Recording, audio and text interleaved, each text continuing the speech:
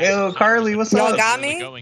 Yeah, that's good. Hi, Karli. What's up? I'm sorry, my guy. Hi, I got absolutely just toasted with work and stuff today, and I wasn't able. I saw your email and I mentally responded to it.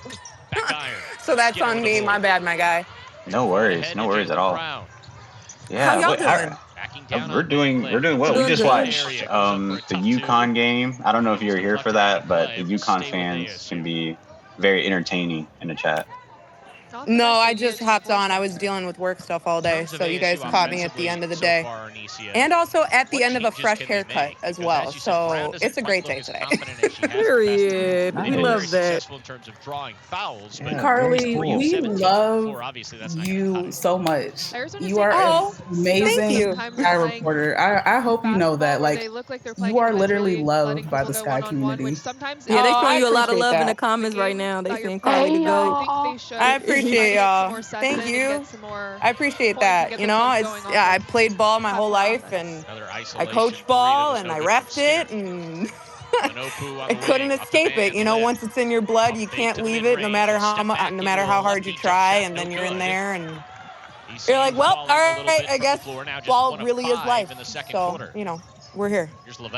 Can I just say one thing, y'all? I just want to say one thing. There is no E at the end of my name. Like, my government name is Karli. Like, there's no Period. E at the end Check of them it. every time. So Z, I'm sorry. Right, yeah. Fix that. Edit that. I'm sorry. That really bothers me. No, that bothers me I too. try really I hard to always get like, no, we people's spell people's I names try right. really hard to get people's names right. Like, that's what I always try and do. It's a huge thing for me. So You know we're picking. I got people still calling me Carrie, even though there's an L in the name. Oh yeah, of course. Oh, Yeah. Karli, how do you feel about TCU? In what regard? In regards of like Haley Van Liff, or better yet, Sedona Prince. Where do you think she's going to get drafted? I think Sedona's going to get drafted solely because of size. Like, you can't really pass up 6'7". Like, how do you look? I understand there's problems, you know, with her, and we don't need to get into all of that, but 6'7's really hard to pass up, and of all teams taking her, I could probably see Dallas because, you know, why not keep her? Build the hometown. You know, there's that storyline there that's easy to pitch to fans. But Haley Van Lith, I don't think is going to get drafted until late second, early third, or maybe go undrafted completely. Really? I'm really not a fan of her game, in all honesty. Really? Hey, Karli, There's a level. Look, I respect hustle, and I respect people wanting to go into spots that benefit them and help them in whatever way that is. But if you're transferring all the time, like that's just not really a good look. And we all saw how she played in the finals last year. Like, that was lazy. It was lazy. It was lazy. I wasn't like, there wasn't anything impressive. You know, there are guards that can do what she can do at a higher level and be more efficient without all of the, I don't like this word, but like ego around it. You know, look at Paige Beckers. So she's insanely efficient even on her off nights, and committed to UConn, committed to the program, shows how much she loves basketball and wants to give back in amount of ways, whereas I don't see that with HVL. I respect her game. You know, she's an unbelievable baller. I'm not going to ever say that. But, like, there are a lot of... This is a guard-heavy draft, so there's going to be more guards. There are better guards than Haley Van Lith. Hey, Karli, can I ask you a question? Absolutely. Are the fans just, like, in heat over Sonia, or do you think Chicago is actually high up on her? I think she is someone to look at But here's the dig, is that if Olivia stays another year, that will, if Olivia decides to throw everything into a loop and not declare for the draft, because she absolutely can stay another year. She's got another year of eligibility. I think that's going to cause a lot of things in flux. I think what the mock drafts are now compared to what they will be in mid to late March are going to be two very, very different drafts. There's going to be names that you've never seen popping up in March, because I feel like some of these bigger names are going to be like, why would I enter a WNBA that's kind of in flux right now? Like, think about it from just like a personal standpoint. If you're sitting there and you're 21, 22 years old, you're already making more money in NIL in college hoops than you ever would as a rookie salary, even the highest rookie salary contract. And yeah, you're still going to make the money in the endorsements and everything. But also there's a very high possibility of a work stoppage in 2026 if the CBA doesn't get negotiated. So why come into a league and sign to a team that you don't even know what's going to look like? But that's one way of looking at it. The other way that you can look at it, which is, I think I think basketball players look at it that way. I think hoopers look at it as, this is the time to enter into the WNBA because I can become the cornerstone of whatever team I get drafted to. I am going to become the future face of whatever team I get drafted to. Like Caitlin Clark is that for Indiana. Angel's that for the Sky. Cameron Brink, Kia Jackson's that for LA. Nika is kind of that for Seattle. Don't really know what's going on there.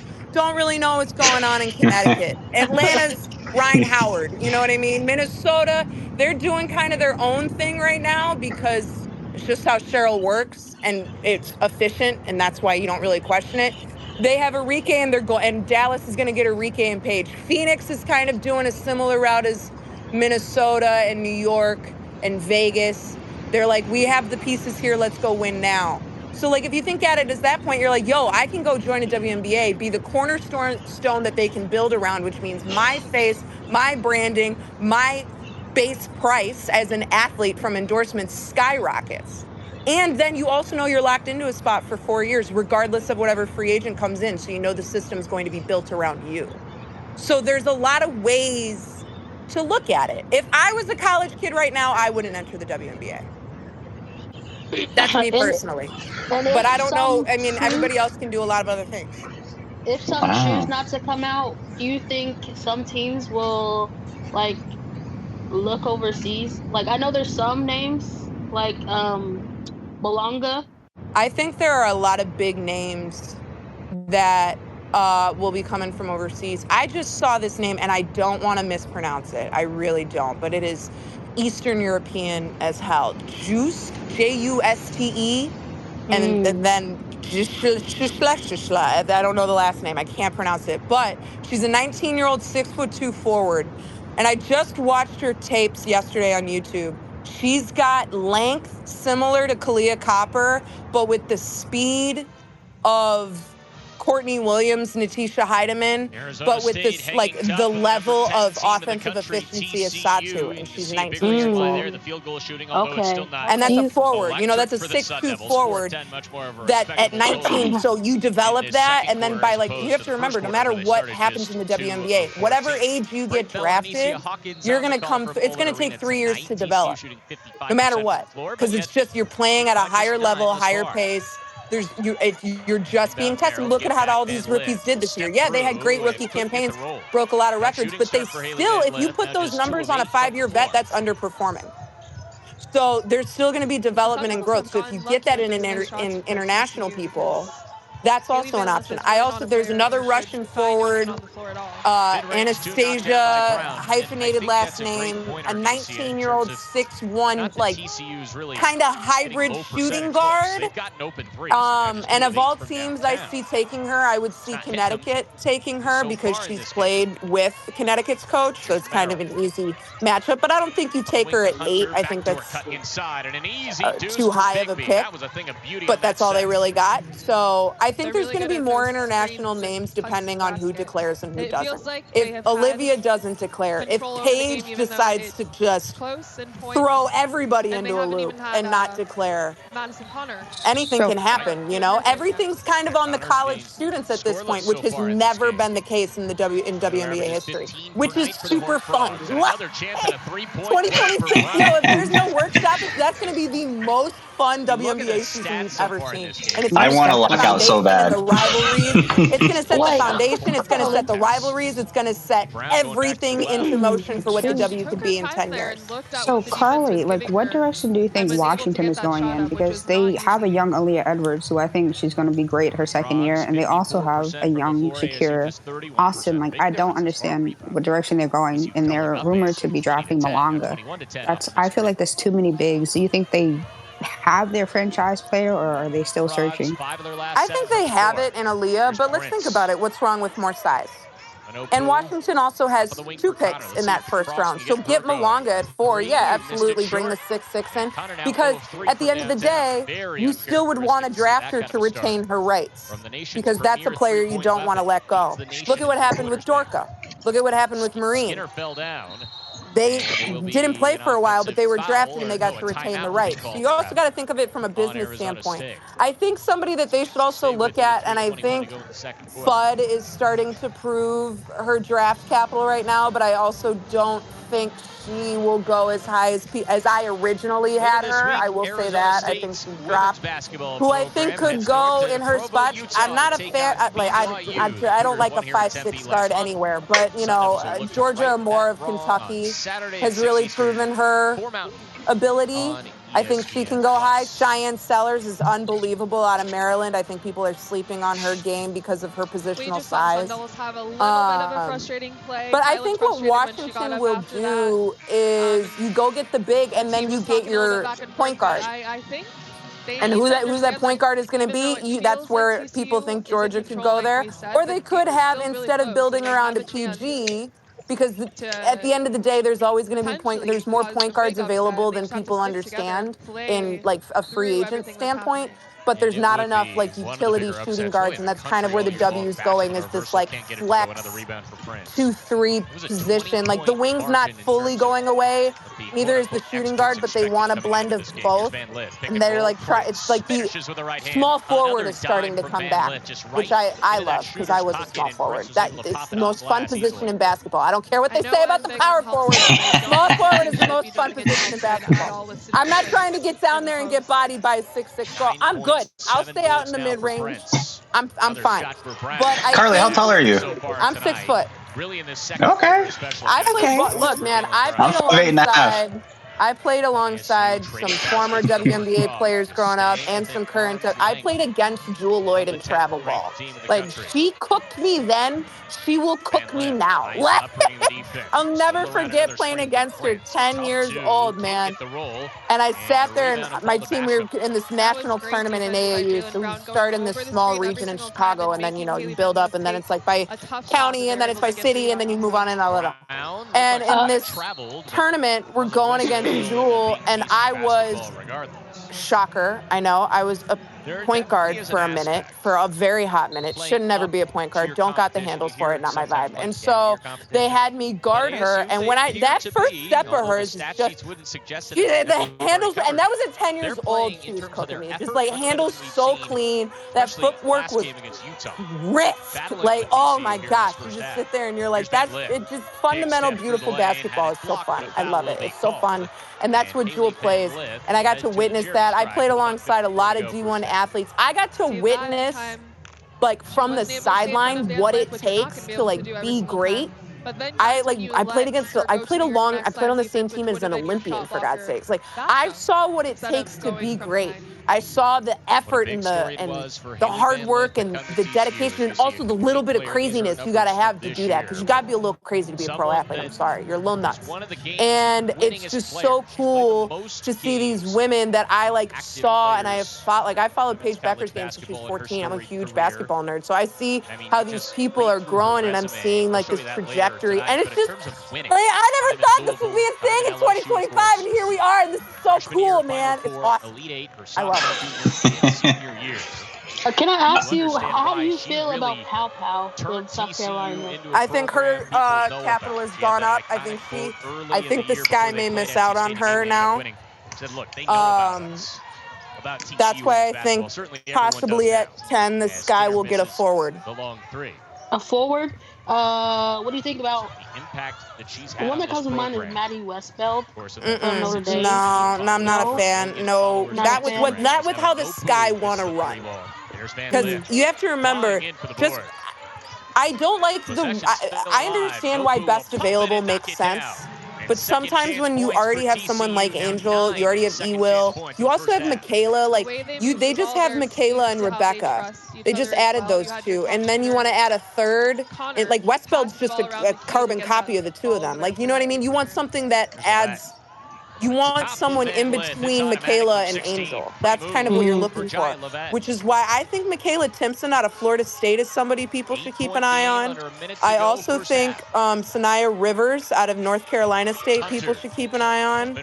I also think a very underrated guard. I don't think the Sky will get her just because I don't think it would make sense. But I think people really need to look at Zay Green out of Alabama. She's had a really tumultuous collegiate career, and I just went through my own draft research. I went back and I watched her tapes. She has Enrique level speed and efficiency.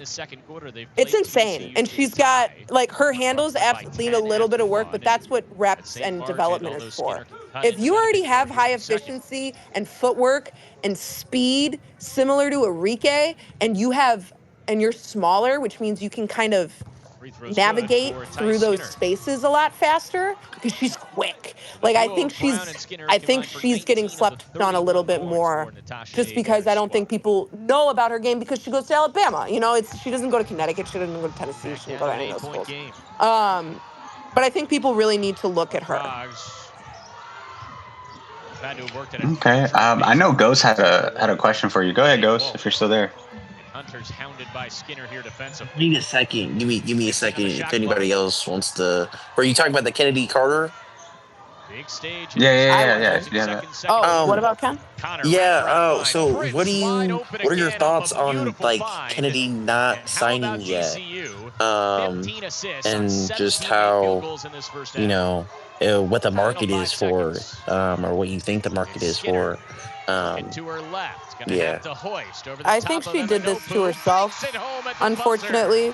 I was the biggest Chennedy fan of her game, but there were things that were happening behind the scenes. And when this is rumored that this is the third team that this is happening on with you, it's kind of hard for people to give a spot, a limited roster spot in a really tumultuous 2025 year where teams are trying to show that they are competitive.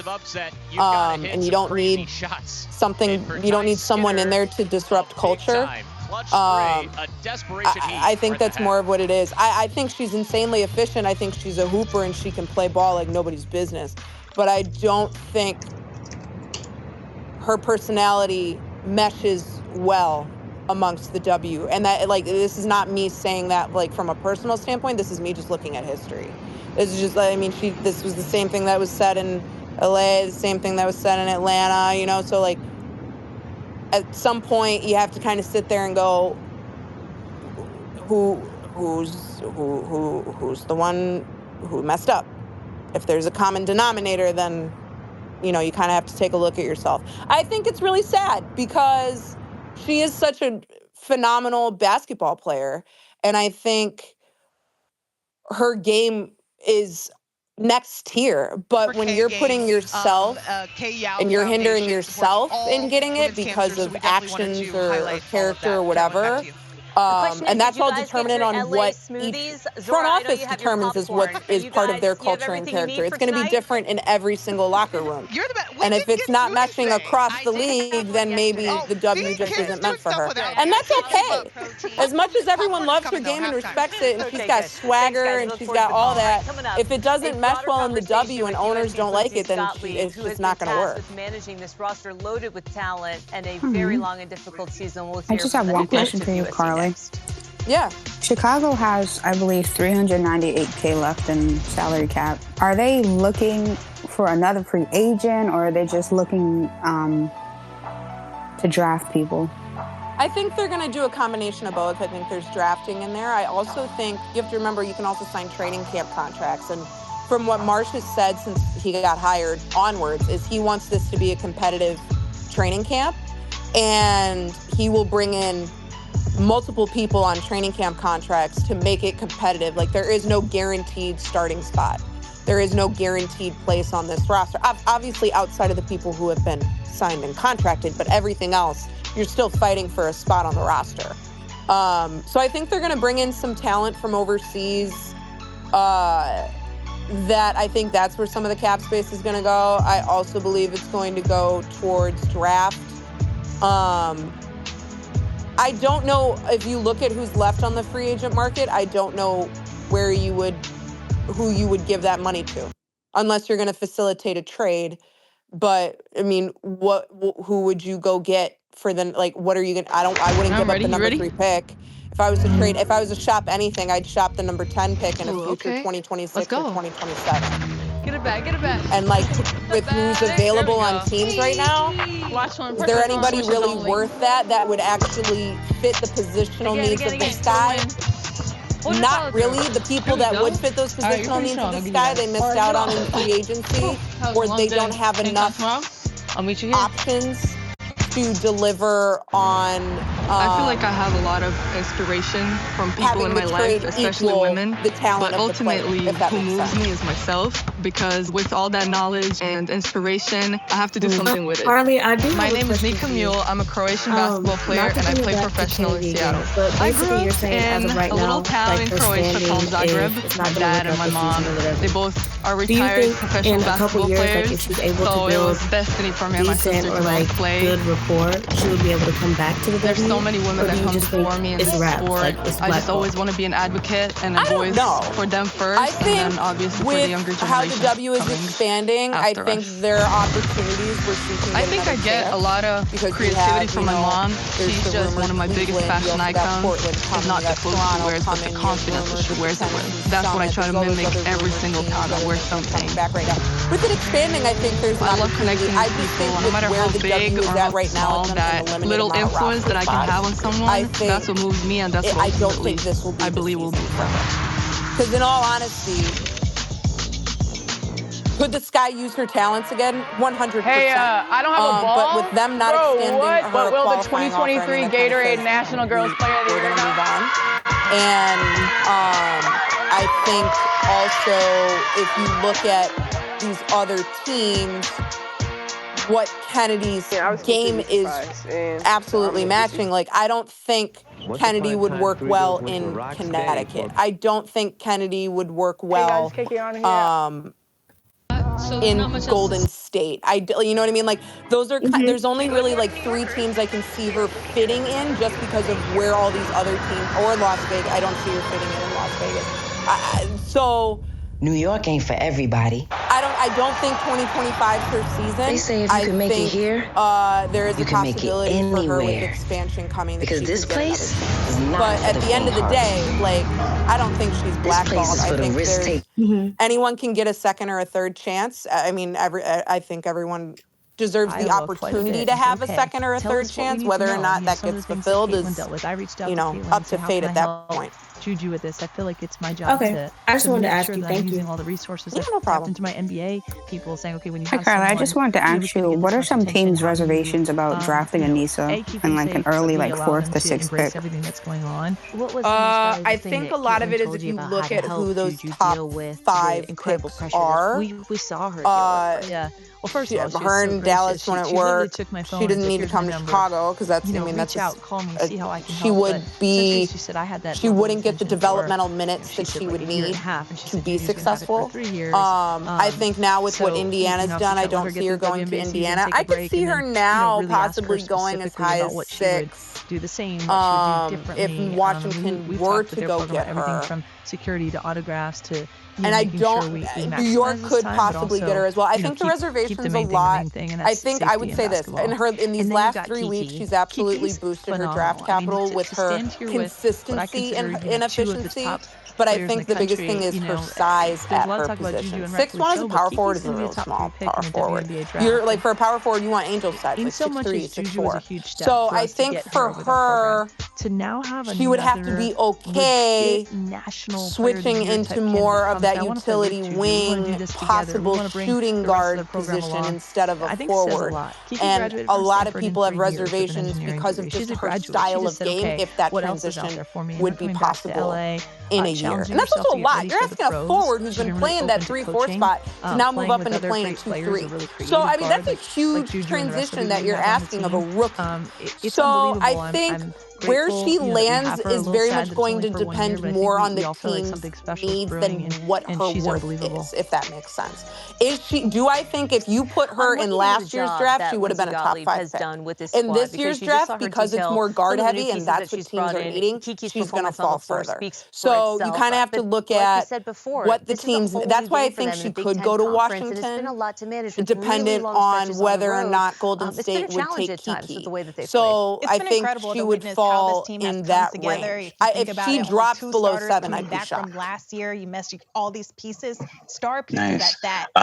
There's a question for you in the comments. Somebody asked, who's been your favorite team that has done the best in free agency thus far? Like who has like an A+ grade for free agency? That Lindsay Gottlieb has been able to do. I have to say Indiana. So much more left to play for. Indiana's really put in the work. I think Indiana's really put in the work. I also, hold on, sometimes I get distracted and I have to see the actual rosters in front of me. I would say Indiana. I would also say Phoenix, 2 seeds, and I would say Dallas, and I would say when you have UCLA and USC. I think that game versus Iowa hurt. I would say USC Atlanta's team. sneaky. There's still teams like South Carolina, Texas, I give Atlanta like a B+ ahead of them. But you think about really the Mercury. I'm not really impressed with the Mercury. No, Atlanta. The dream.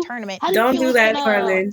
No, they really haven't. Don't do that. Everything you are saying underscores the importance of tonight. What was that? I'm sorry. No margin so how do you think and it's just incredible what could potentially happen to USC with the way that they lost to Iowa and had that's what I'm curious about. I think that's what is sneaky because those are 2 huge powerhouses down low, so that could go one of 2 ways. You know, like it could work out really, really well, or it could absolutely go left and not work. But I think having those 2 power bigs underneath is something that I don't think people should underestimate. I think they're going to be very efficient around there. It's still BG at the end of the day. Like, it's still Brittany Griner, okay? 6'7", pure muscle with length like nobody's business and is efficient. Okay, so you put Brianna Jones over there, who's got, I think, what Brittany lacks defensively is where Brianna Jones makes up for it. Jones defensively has a motor, and so if you put them together, I think it can be very interesting. All depends on what their guard play does. That's the one thing I'm a little intrigued about. Because I've been a huge fan of Ryan Howard. I covered Ryan Howard when she was in college, and she was unbelievable then. She's not unbelievable now. So I think that's an interesting opportunity that could be there. Oh, I do have a quick question. Oh, go ahead. Yeah. Karli, do you have a list of all the people that haven't signed yet? Because I wanted to ask you a question about that list of people. Yeah. Yes, I do. Perfect. Out of all of the unrestricted free agents that have not been signed yet, who is the most surprising that as of now, this far in free agency, that just has not been signed, or that hasn't been made like any type of headline in any type of way? I think everyone's still waiting on Diana Taurasi to just announce their retirement at this point. Good answer. Also waiting on Katie Lou to get a max Y'all deal. didn't see what the GM said today though? They still waiting on DT too. Oh, Yeah, wow. I think that's like the biggest thing. I would also say Elena Delajon. I think she's also at a point where like potentially, but it's going to start yeah, with I don't know what she's gonna do. But I'm gonna say this: I'm kind of shocked Isabel Harrison hasn't been picked up yet. We come back. Her injuries hindered her free agency. What's the word I'm looking for? Marketability. Because we know how efficient she was. Look at what she did in Dallas, and I think that knee injury, and I saw it last year, man. She played nervous on that knee. Like when you have an injury and you play scared, like that's not fun. I would also say Daisha Fair. I'm a little shocked that she someone hasn't picked her up. Yeah, I would also say, and I might be mistaken here because I don't know if Charisma Osborne is signed. Oh, with she Phoenix. hasn't. She has. Okay. It's gonna be No, I would say that. Honestly, Daisha Fair is someone that I'm a little shocked that she hasn't gotten an opportunity yet. This is an We were talking about Aerial Powers in the group chat and how like we're pretty shocked she hasn't been signed anywhere as well. Togetherness is I their think superpower, she and is they can wanting do that, they're unstoppable. I to. imagine critical too for them to get. I think she's wanting to put your cards close to her chest. I'm also going to say this: I would not be shocked if she wanted to take a year off from the W and just wait until 2026. Both of these teams have so much. I think that's. I think where the state of the W is right now.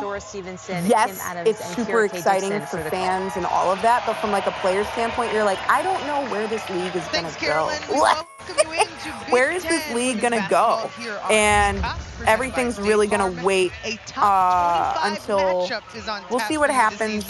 As number 4 USC. Yeah, I don't know. Number 22. I really don't know. That's really that's a good question. I think for her, I just wouldn't be shocked if a lot of people take a break from the W this year that were like bigger names. We saw that last year because of the Olympic year, right? There were some bigger names that didn't come to the W because of the Olympics and all of that. I think there's going to be a little bit of that residualness this year, and I also believe the prioritization rule is going to, now it being in full effect, has an effect on how international people come through too. It's very interesting right now. We're literally getting to watch the evolvement of a league, like what happened with the NBA in the late 80s, early 90s. That's what we're witnessing right now in the W, is this evolving year. We're seeing that marketable class, like the Jordan era, had some of the most unbelievably well-known basketball players come out of the NBA completely. That's what we're seeing right now from a general global population standpoint within the W. So you're saying it's about to be a whole nother golden age. Yes. Yes. We got the OGs. We already had the OGs in the Candace and the DT and the Stu. They were the people who laid the groundwork. Just how that was, with Bill Russell and Wilt Chamberlain and all that in the early 60s and 70s. They laid the foundation. That's what Candace and DT, all those people did here in the W. Now it's this new group that's coming in that is like going to set the stage of how marketable the W can be and what's great is the players are in full control of it. That's what's awesome. It's not in control of the teams. The players have the control of how they want to be seen and treated for the first time in the league's existence, which is awesome. Ooh, and I do have a question in regard to, the future of the league. So someone sent a question and wanted your takes on the new expansion team that was announced to be the 16th team, the Cleveland Rockers, and your thoughts on the expansion and how it's been going so far for Golden State and how we're about to also have Portland and Toronto coming next season. The Detroit Shock to come back. Like, can we bring Detroit? No, that means the Wings have to give those championships back. Fair enough, but like, can we? That's a valid point, but like, I don't know. I was a big, or at the San Antonio. Well, I don't know. The Stars would be cool. I want the comments. Ooh, that'd be a fun one too. I'm here for it. I'm all about expansion. Thank you, Houston. Like, what are we doing? Nobody moved about Charlotte. Wait, y'all. Charlotte needs to come back. Which one needs to come back? Charlotte. Wait, y'all, they did say that Houston was coming back. They said that should be the next team after Cleveland. No, not before Delaware. Do you think that Cleveland bid was rigged? Because I do. What do you mean by rigged? Who wants to? Do you think that it was witchcraft that Cleveland got the first place? Nicole. Yes or yes? Not witchcraft. Not witchcraft. There's no way. You summon OZ. Karli, I actually have a serious question for you. Hold on. Do you think? Hold on. No. OZ, hold on. OZ. I want to talk about the Cleveland Rockets. You will after my question. Just have some of the questions. All right, go ahead. Okay. Do you think Cheryl Reeves is actually kicking herself for trading that pick away last year? Bro, what? No go on that one. She traded the number 7 pick? Yeah. Oh, trading the number. No, I don't think so. Because I'm gonna say this is Cheryl Reeves. She a goat. She a goat. She knows what she's doing. She knows the ins and outs of this league. She knows how to coach. She knows how to develop. She a goat. She's just a goat. I don't really question anything she does. In all honesty, there's a lot of things that she does from a take whatever happens off the court out of it. I really don't comment on things like that. But I'm saying in just basketball situations. She is a mastermind in schemes, in development. Her IQ is unreal. So if she believes that she didn't need that number 7 pick, then she didn't need that number 7 pick. I think you could give her a thing of clay and she'd develop it into Kobe Bryant. Like she's so wildly talented, and I don't think she gets as much flowers as people should give her. I really don't. She's one of the smartest combo GM coaches. I really do. She's brilliant. She's very brilliant. She knows what she's doing. Not just with Coach Karli, what do you think about the whole Marina Mabry situation in Connecticut in the trade? I feel so bad for Marina, man. That poor contractor of hers is really following her around. I think that's kind of Spartans will get it up the other way. It's a little whack that Connecticut's just going, yeah, you want to trade? Nah. Nice highlight. I think that's kind of crazy. Yeah, we're seeing the size because she didn't sign up for this team to fully be torn apart after just running it all the way with them. You know what I mean? So I feel for her in a lot of ways, but I don't know where Connecticut would trade her. Now she's kind of their only bargaining chip. I don't see her coming back to Chicago because she didn't want to be here. So I don't know where she would go, in all honesty, because I don't think they sent her Golden State. I don't think so. I don't think, I think she should stay. I think she should too. Karli, they're keeping her. They're keeping her. They released the statement. She's gonna have the best. She's gonna have the best chances to make All-Star. Finally, I thought she was gonna make it last year, but then had a really bad start this season. Yeah, she was cold. Wait, Karli, did you see Marina's agent's statement? I did. So the franchise made a statement after that statement came out, and they're going to build around Marina. So I think they might core her after the season. Because they're saying they're going to build around her, and it's how do you build around a player that, if let's say they didn't core her, would leave after a year. So it's for them to say they're going to build around her, I don't see them saying this about one single year. Because that doesn't really make sense. I think Connecticut's in an interesting spot. I think Connecticut and Chicago, from a business standpoint, are in very similar boats from a practice facility standpoint. Chicago announced the practice facilities coming and all that. But I don't know if any of y'all have been out to where the Sun play.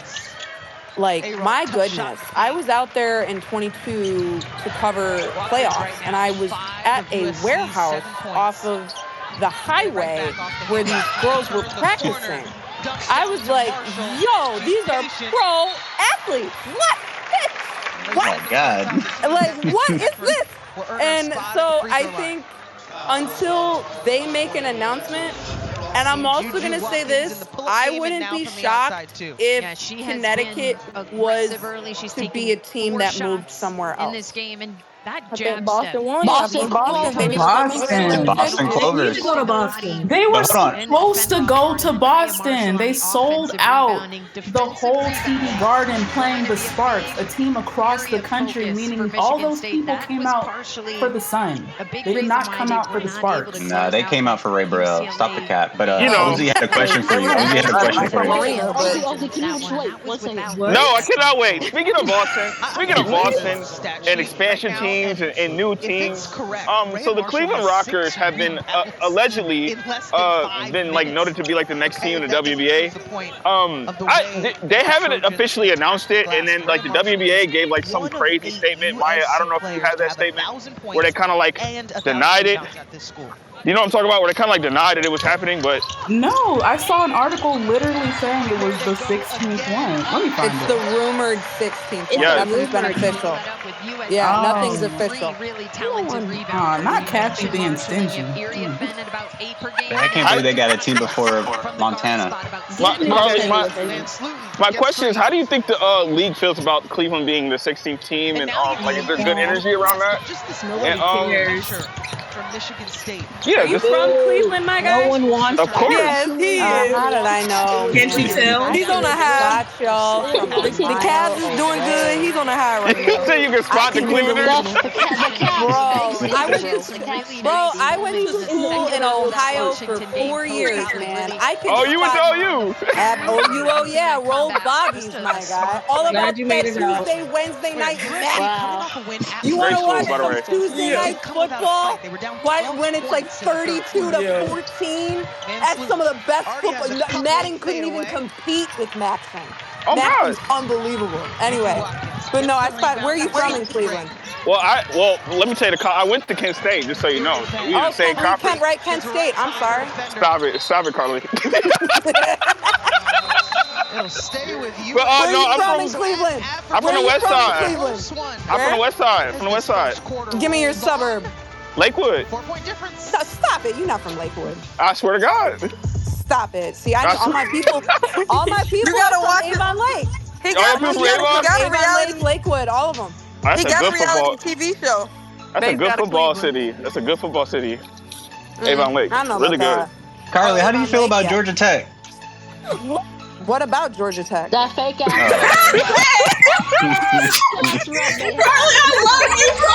All right.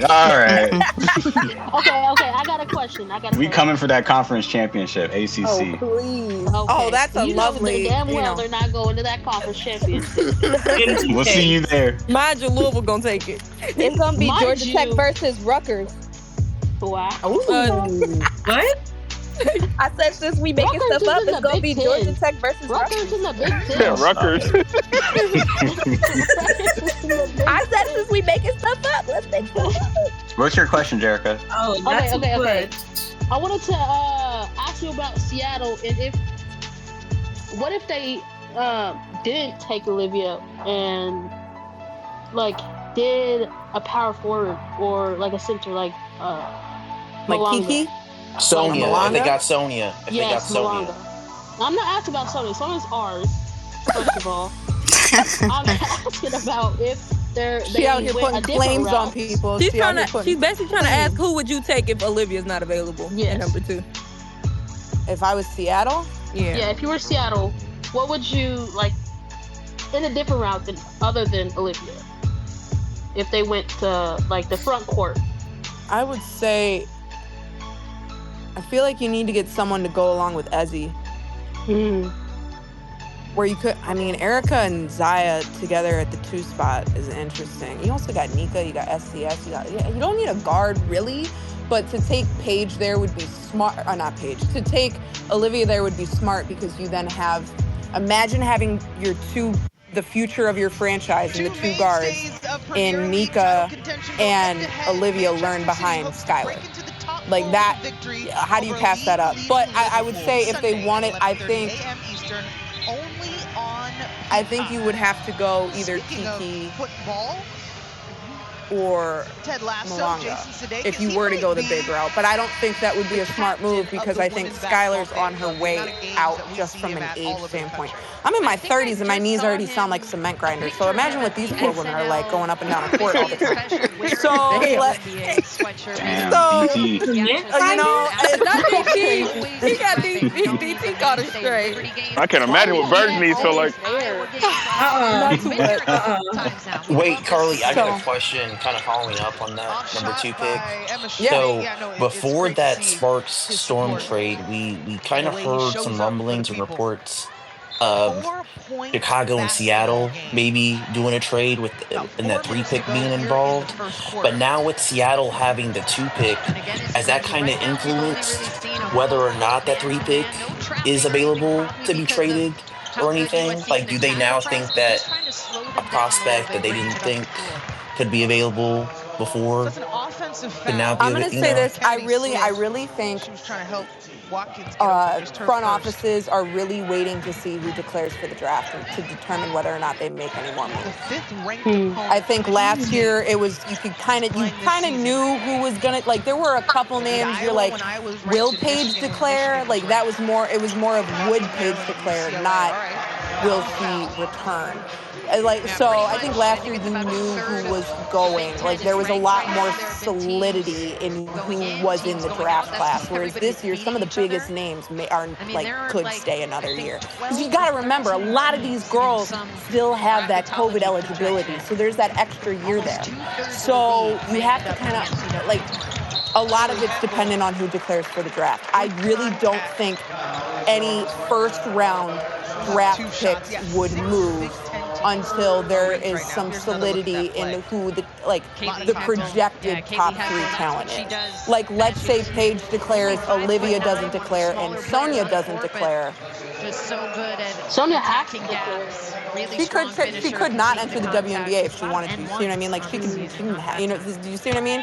She could be like, nah, I don't want to declare. I don't want to even be a possibility. I would rather stay undrafted, would rather sit here, stay back, and stay, like, and watch what happens in 2025. You know what I mean? Just because you have to declare, you're in that year where you have to declare, doesn't mean they will. There were, I mean, look at a lot of people last year that didn't declare that still ended up signing training camp contracts. You see what I mean? Like, they were like, yeah, I'm not going to declare for the draft, but I'm going to declare, like, I will be eligible when I'm over. You don't have to declare the draft to still get signed. So there's some ability there. Like, but I think if Paige was to stay one more year, if Olivia wanted to stay another year, if, you know, there were some others, I'm going through, like, Cheyenne's at a spot where she would have to declare. I think Georgia may have another year, if I'm not mistaken. There are a couple forwards in there, you know, that could stay. I think everything is all dependent on who declares for the draft. And you'll get, remember, we start to get that clarity, like, right around mid-March. So wait 3 weeks, and I think it'll be a little bit.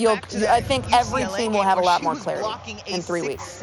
How do you feel about Georgia Amore? I'm a big fan of Georgia. I love watching her. I think she's a great PG. We're gonna have her on the Spaces in March. I know people have, like, you saw her IQ, because a couple of those fears blocks about her height, were but her I just coming think from the she's weak side, just, like, helping in. very good. She just predicted again, height is the biggest thing, because I think the W is now starting to follow the NBA trend of size is becoming more important, because there are girls that are 6'7". Those 2 free throws extend the USC 6'7". run. I don't think you guys understand how tall that is as a woman. 6'7" is huge. It's huge. So your wingspan is 7'2". Your wingspan is Wendy. Like, that's insane. So I think size is starting to become a factor. But if she was to go first round, she'd go low first round. To the floor. But I think I really do see her fitting in early second round, like 13 through 15, somewhere in there. I have a question. Yeah.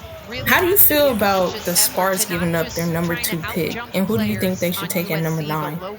Yeah, that was really interesting. I'm not going to lie. That one I was like, oh, okay. I guess they really banked on, I think they really banked on trying to get Paige, and it just didn't work. At that number 9 pick, let me take a look here. Because I have rebuilt my, that's where I think Pow Pow's going to go. I think she's going to sneak in there. 9-8, so still close. How do you think she'll be on the team? Do you think she'll actually get run with the coach? I think she'll do great. I think she's somebody, I think everyone talks about Raven Johnson. That's, she's late second round at this point. Pow Pow has high offensive efficiency with a large shooting range. That will go miles. 5'9" is like on the shorter end of like tall, but there are some great 5'9" players in the WNBA right now. So I think 5'9" is a little bit easier to work around, and she has something that she's got speed, man. She's fast. Like, speed will always win in the W. If you're fast and you can fly up and down the court, you will have a spot somewhere. So I think that I see her going at 9. If the Sky are able to take her at 10, if she falls to 10, I think that's who the Sky should get.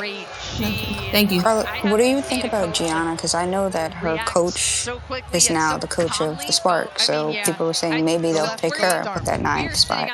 I think that's too high with what the Sparks need. So if I'm looking at the Sparks roster right now, which I'm going to do at this moment, because justice for the refs on that. Yeah, like you would want someone.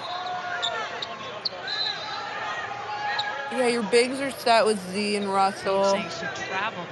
You got Handy, you got Rakia, Emma Cannon, KP, Julie. That's if Julie comes. You got Cameron. I don't think Gianna would go that early because if the Sparks were to get anyone, they would get a point guard. That's where I also think Georgia could go. If Georgia was still late second round. You know, like they need more of a point guard than anything else. Well, apparently KP says she's playing the PG position. Yeah. So. But like, why? I would please, no. Not my goat. And that's the danger with pressing USC. We saw that in the Michigan State tries I mean, what if you guys give us... I don't think she'd be a point guard. I think she'd be more like a point duchess. She'd be like just behind her. I don't see anything. I mean, you guys need a point guard. Just give us the 9th pick and we'll give you Mariah Jefferson. I mean, but didn't they bring Odyssey back?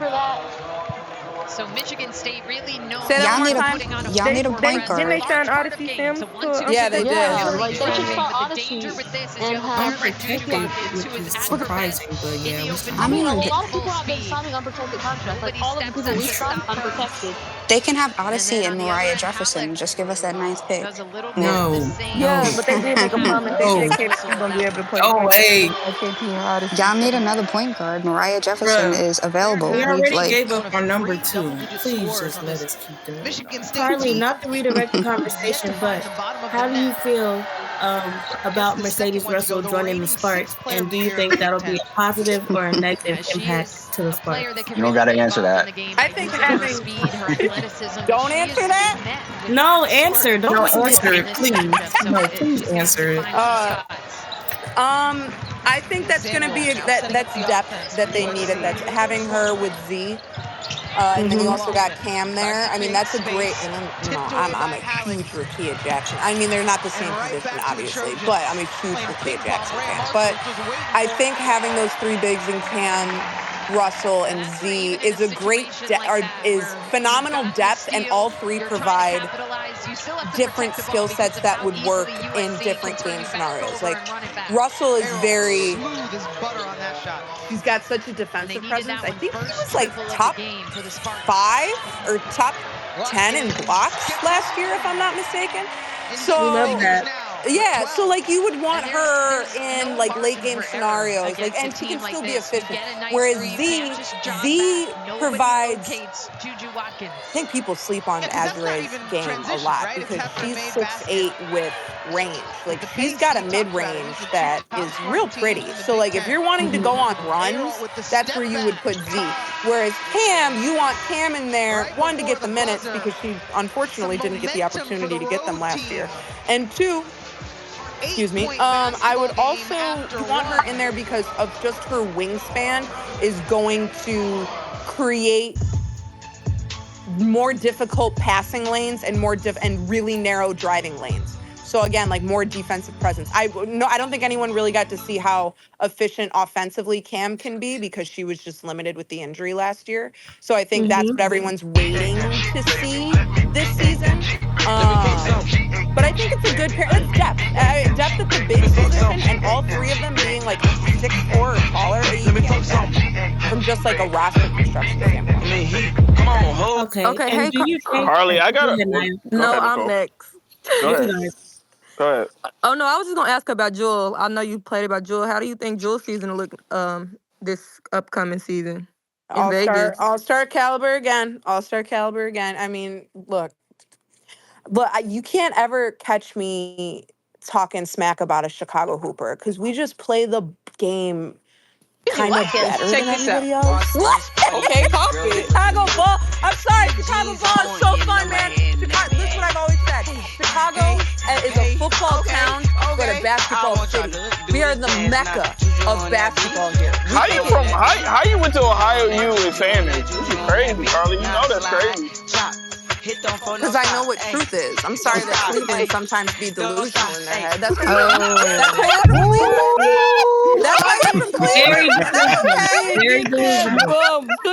Y'all a little delusional. I mean, you guys have to be Browns fans. Let's face that. Stop. And you guys got rid of Baker Mayfield for I'm already dead. Y'all like don't commit to like any mascot. Y'all have a dog, but you call yourself the Browns, but you also got an elf. Like, I mean, it's just pure delusion up there. It's cold up there. I know it's cold up there. It gets real chilly. And that wind just freezes the brain. I'm sorry. At least it's they cold have by the bean too. They have that mean dude, Jameis. He sucks at football. Wait. Is there hatred for crab legs here? We hate on crab legs? Oh wait, he loves seafood over here. He loves seafood over here. Science behind. I love W crab legs. What can I say? I love W crab legs. I eat the W all the time. I don't know what you're talking about. I love me some Jameis Winston. Oh my God, he is unbelievable entertainment. Are you kidding me? Yeah, as a Cavs fan, we always eat the W's. You know, that's what we've been doing all year. Yeah. Okay. What's the last time you guys actually won something? About 10 years ago? Karli, I'm already dead. Whack him again. I'll jump from the top rope. That's fine. I'll jump from the top rope. Elbow down. Chair down there. I don't care. Get the chair. All right, Karli. Seriously, I got a question about the person whose draft stock we really just don't know at this point. Last year she was projected like third in this year's draft. This year, who knows? Anissa Morrow. Where do you see her potentially going? And also, what do you see her being in the WNBA? You wasn't on here, huh? She talked about it. Oh, she already talked about it? Okay, before I answer that, someone just said all Chicago. Hold on. We need to have a moment. Someone just said all Chicago got is beef dish, and I'm sorry, that's not even real Chicago pizza. So if you're just like, going off of what people feed you, come to Chicago. I'll take you to Duays. We'll have a nice little tavern style pizza. You'll have a nice little old style, nice, cold, and frothy. And if you're not about that, if you're really not about having a good Chicago time, I'll introduce you to a Chicago time and make you take a shot of Malort and understand what that does to a body. Don't be sitting here hating on Chicago. Don't be hating on my city. So whoever was in the comments hating on my city, stop it. Stop it. I'm sorry. Right now. I just want you to know that, bro. It better not be you, big boy. What's a frothy? No, Karli used to. Add that to her block total. What's a frosty? You've never heard of a. As we talked about it. You mean like frosty as in like an ice? No, like a frosty beer. Like a cold beer. Like a cold beer, y'all. No, thank you. I'm not hungry. Is this just... I'm not hungry. No, thank you. You gotta know. Yeah, you don't have a beer while you have pizza. What do you drink while you eat? No. I don't Water, like everyone. That must be your wet shit. I don't know. You're Red Bull, Red Bull. Carrie, don't listen to him talk about. I don't I'm want drinking a beer right now. Thank you. What? Word on the street, Chicago got no hot water. No, Skokie doesn't have hot water. That's not Chicago. That's not Chicago. A Skokie. No, Karli hilarious. They being messy in the Karli, why don't you sign a 10-day contract with Chicago? That jump shot is crazy. For Michigan State. Oh, poster jumper. You don't want me to Yeah, Karli, sign a 10-day with Chicago. Dallas, we need you. Can somebody post her jumper? People was asking about their career highs. Can anybody post her jumper? Oh, my career highs? Look, I'm going to say this. I'm going to just, well, you can also go on my Instagram if people want to go there. Same handle, KarliBall33, shameless plug. But anyway, my top highlights, I was not a scorer. I maybe put up 6 points a game. That was not my gig. But I was causing, like, my plus minus in turnovers, I was causing about 5 turnovers a game. I was getting blocks. I was defensive. Oh, my God. I was out here getting steals. That's what I was doing, getting defensive points. I was not out here scoring. That was not what I was doing. I was D4 Karli. Okay. Wait, with a jumper like that. Championship team. That's what it sounds like. Wait, with a jumper like that, why weren't you scoring? That's a nice little jumper. I just saw it. Well, when you're going and playing with girls who were averaging in high school 25, Facts. I'm going to give them the ball. Like, I'm going to just let you know this. If you want to look up Fenwick girls basketball, okay? You guys know Devereaux Peters? You guys know Trish Liston? Yeah, that's the caliber that I was playing. You went to Fenwick? Yeah, I went to Fenwick. Karli, what player in the WNBA would you compare your game to? Oh, that's a great question. More time on the offensive end. See, it doesn't have to be a player in the league now. Okay, I'm going to say this. Okay, I'm going to give you two answers. So, I grew up watching Candace play in high school at Naperville Central, and I modeled everything that I did after her. And then when I got to meet her, that was such a moment. I'll never forget that. That was like, just an icon, an amazing woman, a legend. I will never say one bad thing about Candace. But of a current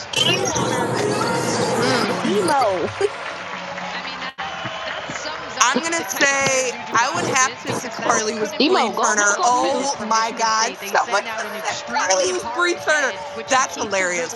Honestly, no. I would say God. Van Sluten tried to step through. Someone said Dana Evans. That's crazy. I got 6 inches on her, fam. Like, not even close. I would say, God. Every set with a hard hedge. They were prepared for this. Yeah, a slower Allie Quigley. Juju Watkins and ball screens, okay. A slower, more defensive Allie Quigley. So, and then I would say, you know what? No, I'm not going to say that. I'm not going to say that. I'm not going to say that. Allie a shooter. I said, wait a minute. You said you putting up 6 points, but Allie a shooter. No, I know. I'm like, when I think of game, I think of movement. I think of fluidity. I think positional. So a slower Allie Quigley. So like Rachel Banham. I'm serious. It's Rachel Banham. Rachel doesn't play defense. Oh, that's true. You know what? No. You want to know what I would say? She tries. If I was comparing, I would say it is. I had the length of Cameron Brink in Michaela Onyenwede's game. How tall are you? I'm 6 foot, but my wingspan's 6'6". Damn. Contract. Karli, we need you in Phoenix. We need you in Do you like yarn museums? Because Dallas Wing are calling. The number has an opening, right? And the Rockers need you. We can give you $100K. Karli, how 70% of our offense was on the bench at the end of last season. Karli, you could have suited up. No, you don't know. I am out of shape. And I'm going to just say this. Like, I've suffered enough concussions playing basketball. I'm not trying to get any more. I'm what good. Happened to the game? What happened to the game? Jericho's what do you coming mean? back on, huh? Oh, the game. I was like, on my what? TV, it's paused. I don't know. Karli, you had concussions? Where were you playing, in the hood? Why is that funny? I mean, kind of. I'm gonna just say this. I was playing on an all-black women's basketball team. That was my first ever team that I played on. And that was such a fun time. I played with them. I was the Flash from 2005 to 2006. And then I was on G-Force for half of 2006 and Silver Streak for the second half of 2006. And then I played on my feeder team before I went off to high school. So I was playing all the way out in the suburbs. But no, yeah, I played ball, like my tournaments, like if anyone knows Chicago, like I was down in Blue Island a lot. I was down in back in the yards. I was in Chatham. I was out west, some space over by on Madison Street. Like that's where all my tournaments were. And you also gotta sit like I grew up playing alley ball. If anyone knows like Chicago alley ball, where's Demo when you need him? Which is very different, and so we were like my hoop was behind a fence, and it would jet out over into the alley, and it was garages and stuff, and I was the only girl on the block, so I played with all dudes that were older than me, and you know we banged around back there. I got thrown into garage doors, I got thrown into garages, my head got thrown onto asphalt, wooden fences, metal fences. I had a tomato planter go into the back of my leg because of how I fell. Karli, come on, bro. You might as well play football. Tomato planter? Michigan State trying to the metal tomato planters that you would put around tomato plants? No, I know what you're talking about, but like the back of your leg? So it went through like my calf, and that really hurt. That hurt. I didn't break anything, but that hurt. That hurt. If you were on 2K, your durability would be like 90. For real. No, I played ball. That's what I grew up playing. And there was a guy that I played against. His name was Riley, who like just beat me all the time on one-on-one. And I'll never forget. And I want to just say this, okay? So I'm gonna age myself a little bit, if in case me saying my age with some night grinders already didn't give it away enough. But I played in the days of tearaway pants and baggy basketball shorts.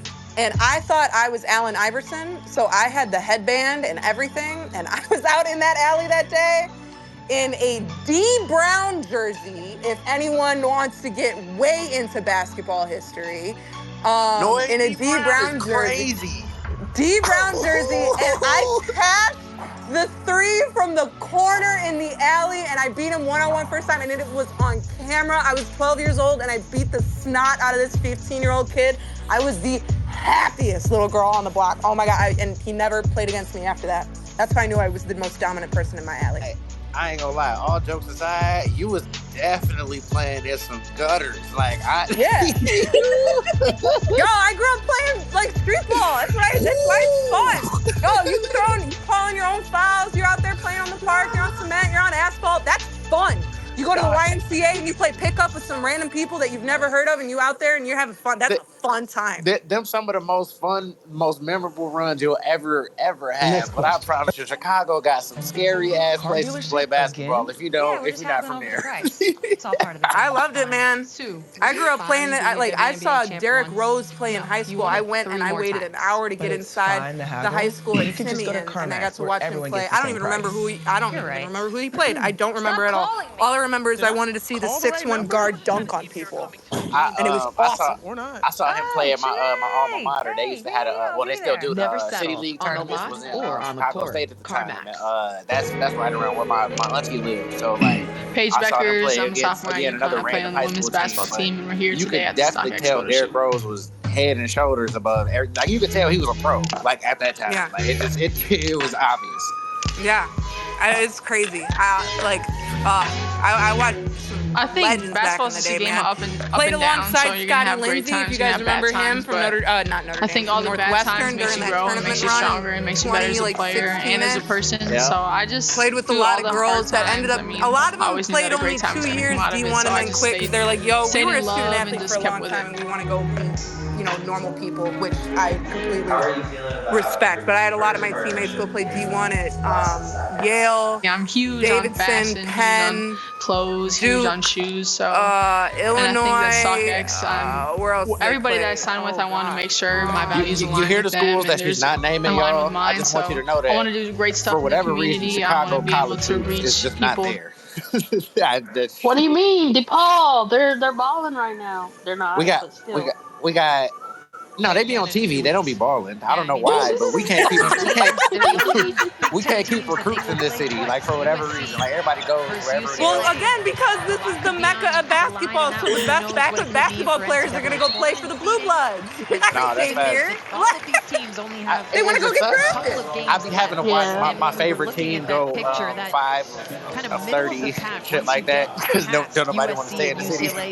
Wait, did you just say DePaul is your favorite team right now? No, Chicago State, even worse. Oh, damn. I'm sorry, my guy. That's really sad. I went there. I sat through a winless season. You don't have to root for Arkansas. We suck. People root for Arkansas? I'm 100%. Well, you know what? My check is up right now. I'm 1,000% sure you have more wins. Hello, everybody. What y'all yapping about? I had to watch my other favorite team kill them. Brandy, we have a special guest. We got a Chicagoan on the panel, Brandy. Who from Chicago? It's our favorite. Chicago. It's our favorite girl, Karli. We love Karli over here. Oh, Karli came to playback? Yeah. Keep it over her team. I'm having fun, y'all. I'm having fun. Hey, Brandy, you know. Another Chicago. Hold on, Naya. Hey, Brandy, you know, Karli left Chicago to go to Ohio for college, right? That was the biggest. Just so you know. That was. I'm pretty sure she's back stuttering. here. I'm pretty sure she's back here. Nobody stays in Ohio for life. That's true. You're there 4 years and then you leave. You're there longer. That's only person who stays in Ohio for life is OG. He always talk about Halle Berry and LeBron, but some people got up out of there. Can I just ask, what your infatuation is with that state? Because I've been all throughout that state, and I don't get the love for it. There's nothing there. Wait, you were when were you in Cleveland, though? Like, what year did you go to Cleveland? Was it I was up there when I was in college, so when the Cavs were good, 2012 to 2016. And you ain't like it? You ain't like No, there's nothing to do in Cleveland. Cleveland's a suburb of Chicago. Thank you. So Karli, I told him I looked up things to do in Cleveland just for the heck of it. And the first thing that popped up was bowling. That's the only thing your city got to offer. Count me out. The only thing I'm going to give Ohio is that Cedar Point and what's the other one? Cedar Point. Kings Island? That one, yeah. Kings Island. Yeah, Karli, you guys got great theme parks. That's about it. Yo, have you had bean spaghetti, or is it called? It's a great place to raise a family. I don't want to get started on. Have you had that? Any of that? That is horrific. Just say you're eating spaghetti, bro. That's not silly. Just say you're eating your special spaghetti, and instead of putting mozzarella and Parmesan on it, you're getting a little special and you're putting cheddar and pepper jack. Congratulations, you're different. This is Ohio. Just a splash of bland to separate from the other bland. That's yeah, spaghetti chili. That's what it's called. OZ, you're not gonna fight back. OZ, you can't fight back. Cleveland ain't got nothing but. That's crazy. I can't. Railroads. I don't want to hear anything about raising canes either. That's not even good chicken. I'm sorry. Wait a minute, Karli. They have that down south. Look, that unseasoned nasty ass chicken. Look, Karli, look, this is nasty. It's not Very regular. Like, Very if I'm regular. gonna get fast food chicken, dry ass chicken. Yeah, I'm not I'm gonna lie also to gonna you. claim another Southern favorite.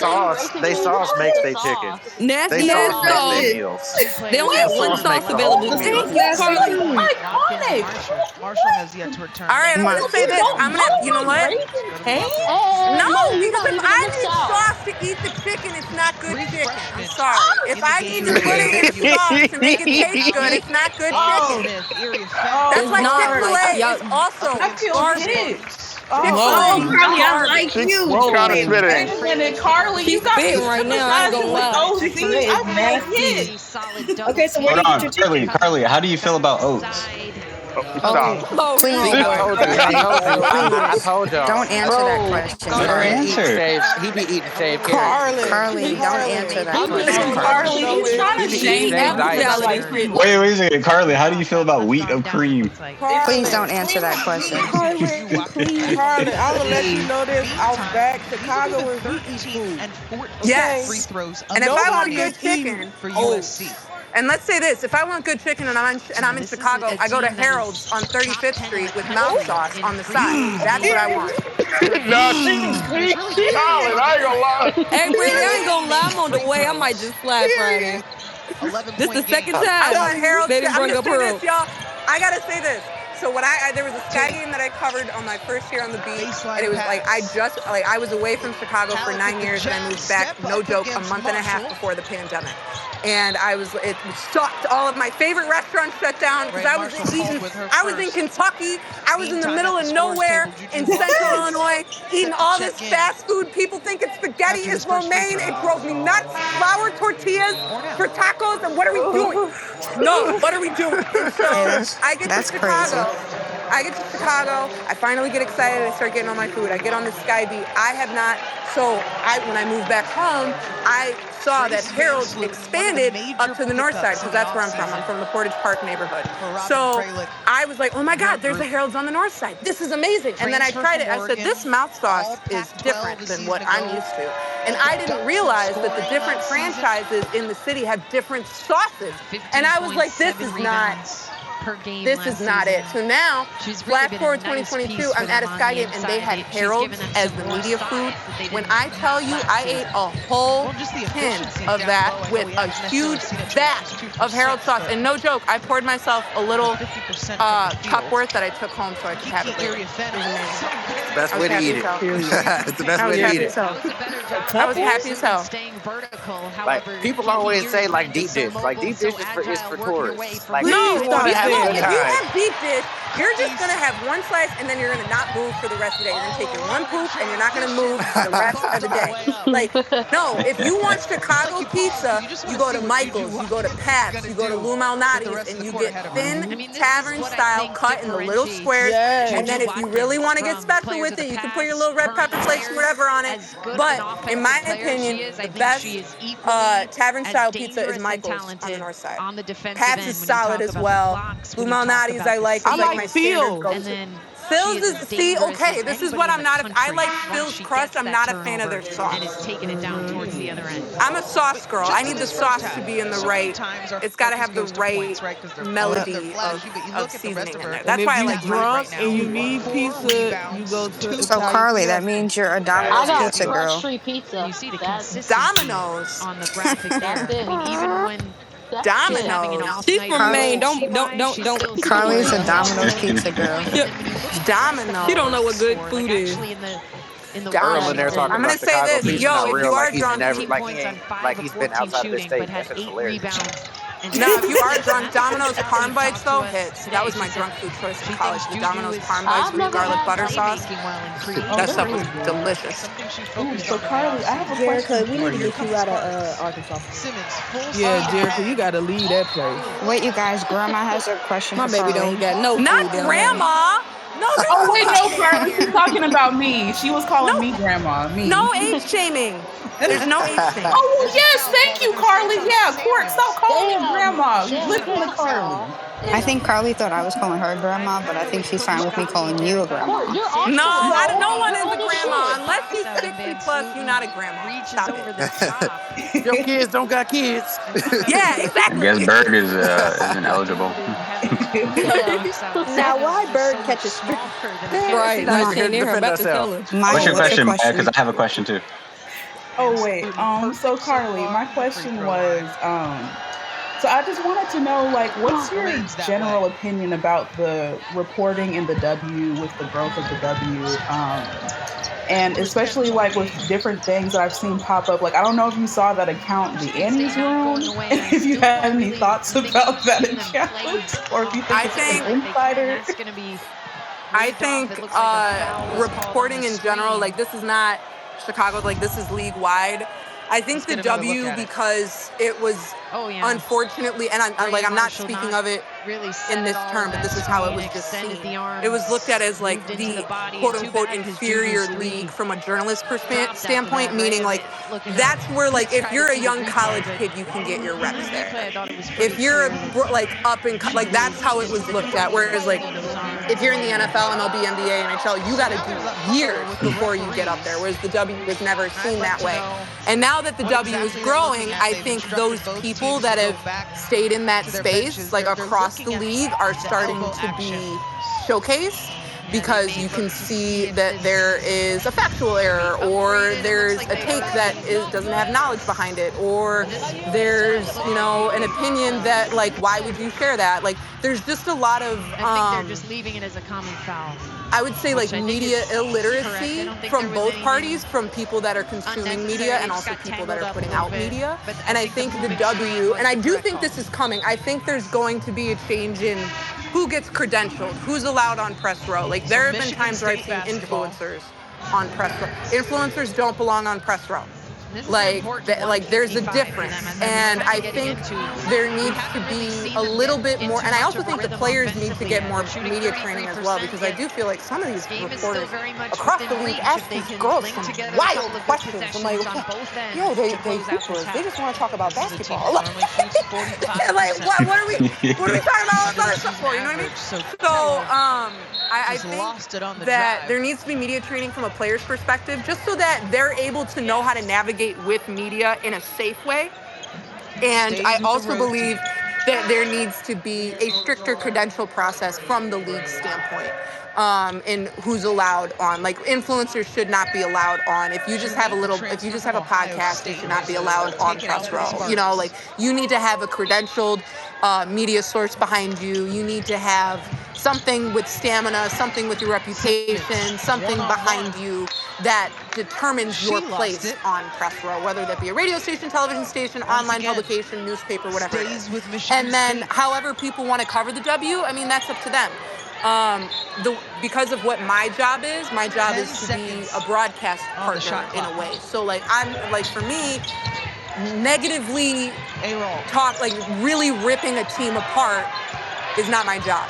Like, if I was to work for, you know, the New York Times, the Tribune, the, you know, WAPO, LA Times, if I was working for, like, a paper, that's your job as a beat writer, is to talk about the organization in both the positive and the negative way. Like, that is your job, is to show the objectivity of it. But that's not the type of, like, one, that's never been the type of journalism I like to practice. Like, for me, I like to go more of understanding the human behind the stat line. Like, I want to showcase that at the end of the day, like, yeah, these are athletes, these are pros, like, they're celebrities, but they're also human beings. And showcasing, like, what about their humanness is what everyone relates to, you know? So everyone, like, when I first got on the beat, I fell in love with Ka. Ka's amazing because she just keeps it so real, both to the media, on the court. Like, she's just honest in everything she does. Angel is a businesswoman. Asia Wilson absolutely knows how to work the media to her advantage. Elizabeth Williams, also phenomenal, who knows how to do things and talk to media in a way that uplifts her story while also talking about the game. That's why I think media training needs to come in there. I think there needs to be a lot of work done on both sides, from both reporters and the league.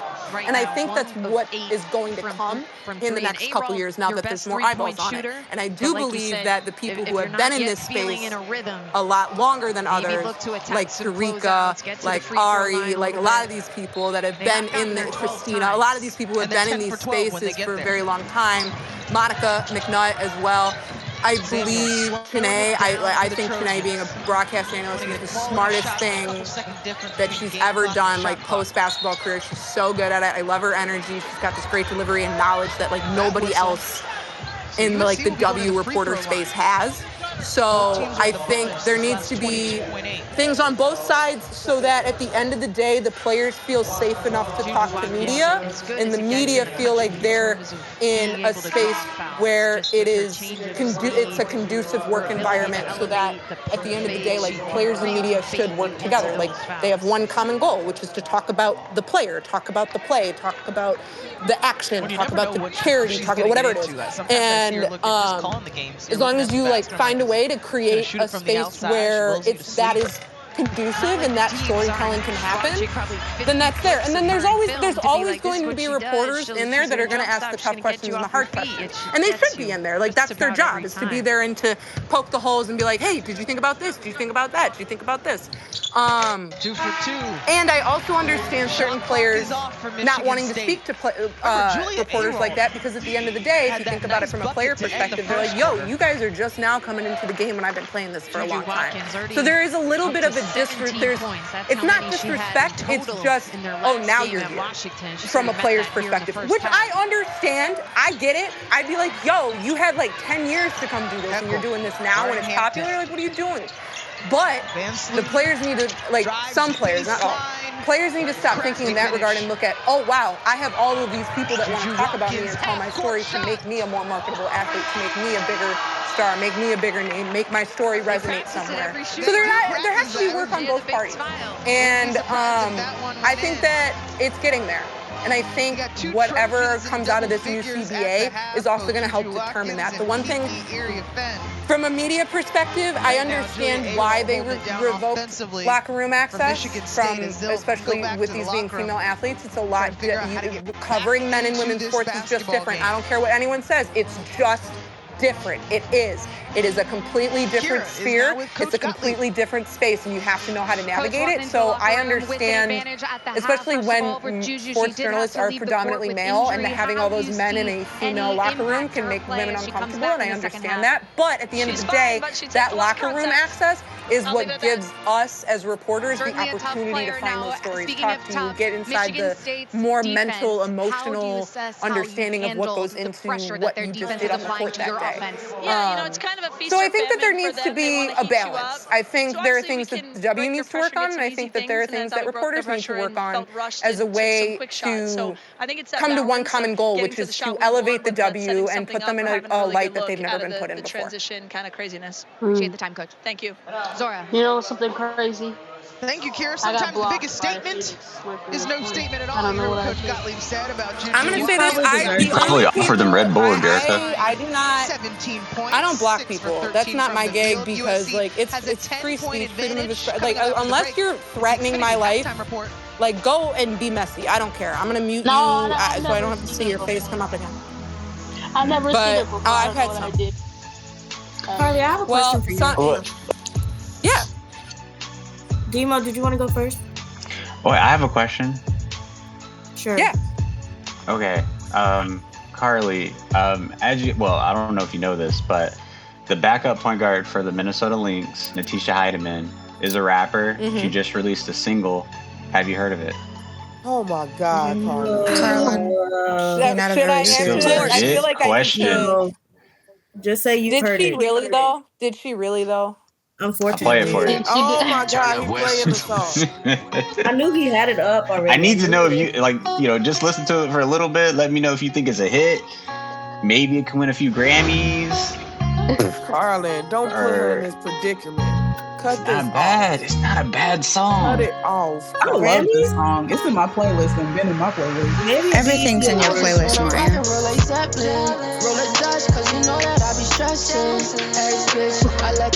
Roll away.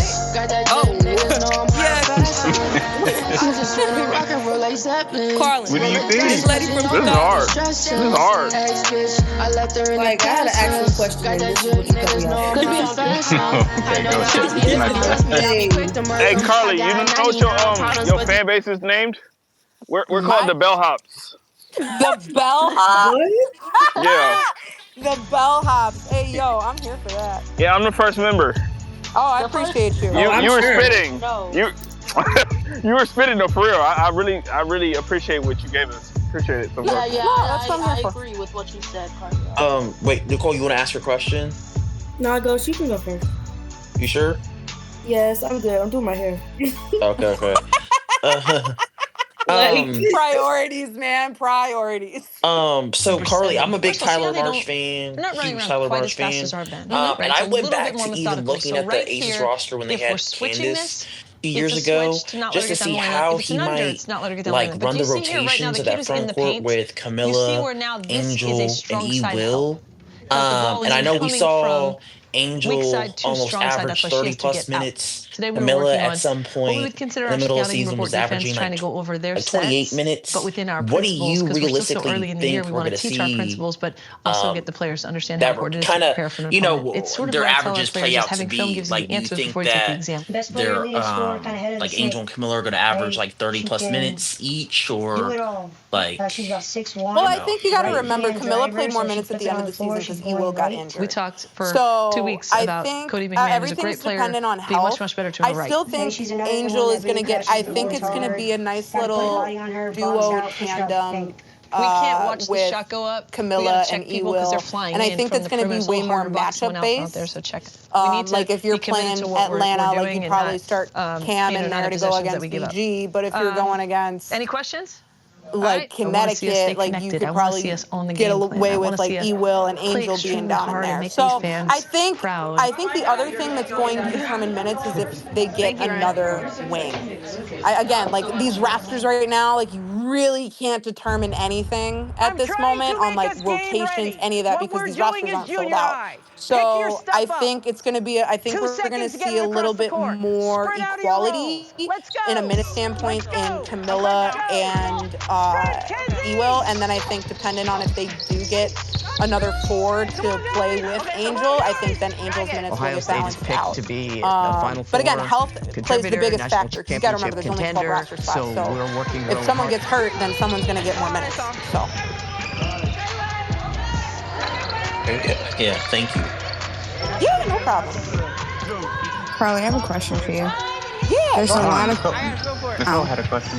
Yeah, go ahead, Nicole. It's a top 20 matchup. No, you're between two really good programs on national TV. Why do you say waiting last time that? SC has had anyway. that. Your teeth are going to be I was going to jarring ask, because you were talking about the growth of the league and whatnot, and what's going to get better the following season. If you want to play, I was going to ask about the security of the league. I don't know if they've reached out to y'all or anything like that, but the security definitely needs to get better. You play the best. It's not an online thing, it's actually a real life thing as well. So what's your opinion on that and how they can go ahead and proceed to do better? You said security? Did you say security? Everyone's talking about it cut out a little bit. Okay. Have you heard of Judeo? I think, again, that's going to be something they negotiate. It just kind of came on my radar. I think went to the NBA. That sitting in the NBA. Should be something that's really required. Like my family was this happy past there. year, I witnessed it. There was security with the Sky. Who I became the bodyguards over there. But when USC called me about the job, were amazing men. They were awesome. Aware of, gosh, that Juju Carter, she's still in LA. I think that is something that is just going to become now a part of teams' budgets moving forward. Again, I think this league is in that growth stage where now they're realizing they're a legit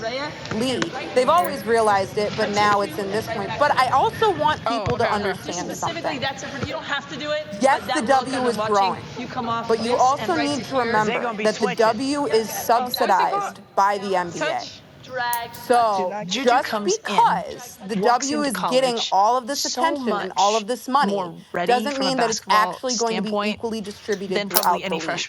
So that's why the CBA negotiation is so wildly important, because it could set some things up in, like, we don't do this on a live I would say 5 years time minimum, to where the W, if they were to finally turn this profit and do something, they would be able to buy out the subsidization from the NBA and become a completely independent league. Wait, isn't the Chicago Sky? What we need. Isn't the Chicago Sky independent, completely independent from the NBA? Correct. There's only them and Atlanta. That's it.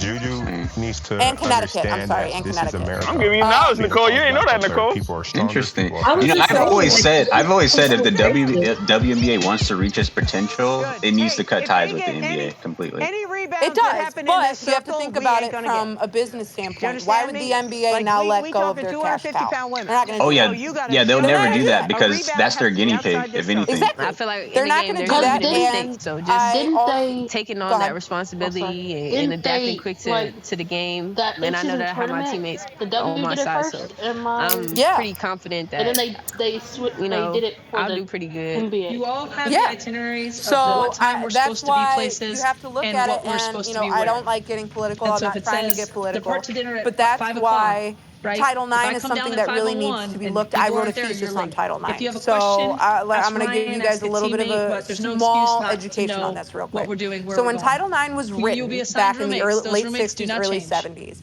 it was written solely as, okay, girls are allowed to play in your room by and a that lights was out. It wasn't equity. We understand of that I'm not equal distribution of checking you on a funds. It random wasn't Tuesday about night equal in LA, distribution of scholarships, right? But equal when you are distribution traveling with us, of resources. None of it. It was just like, okay, girls are allowed to play our sports. watch and our And then responsibility. because that was the we are first time, traveling because we have a slowly game. but surely, So women started to enter into the sports world. And now, here we are, some 30, 40, 50 some odd years later. Math is not my strong suit. A little bit later on, seeing the fruits of that with all of these women being allowed to play sports and being in the sports world we love, go women, awesome. We be happy to. However, when that was written, there was no such thing as broadcast rights. There was no such thing as media rights. There was no such thing as NIL.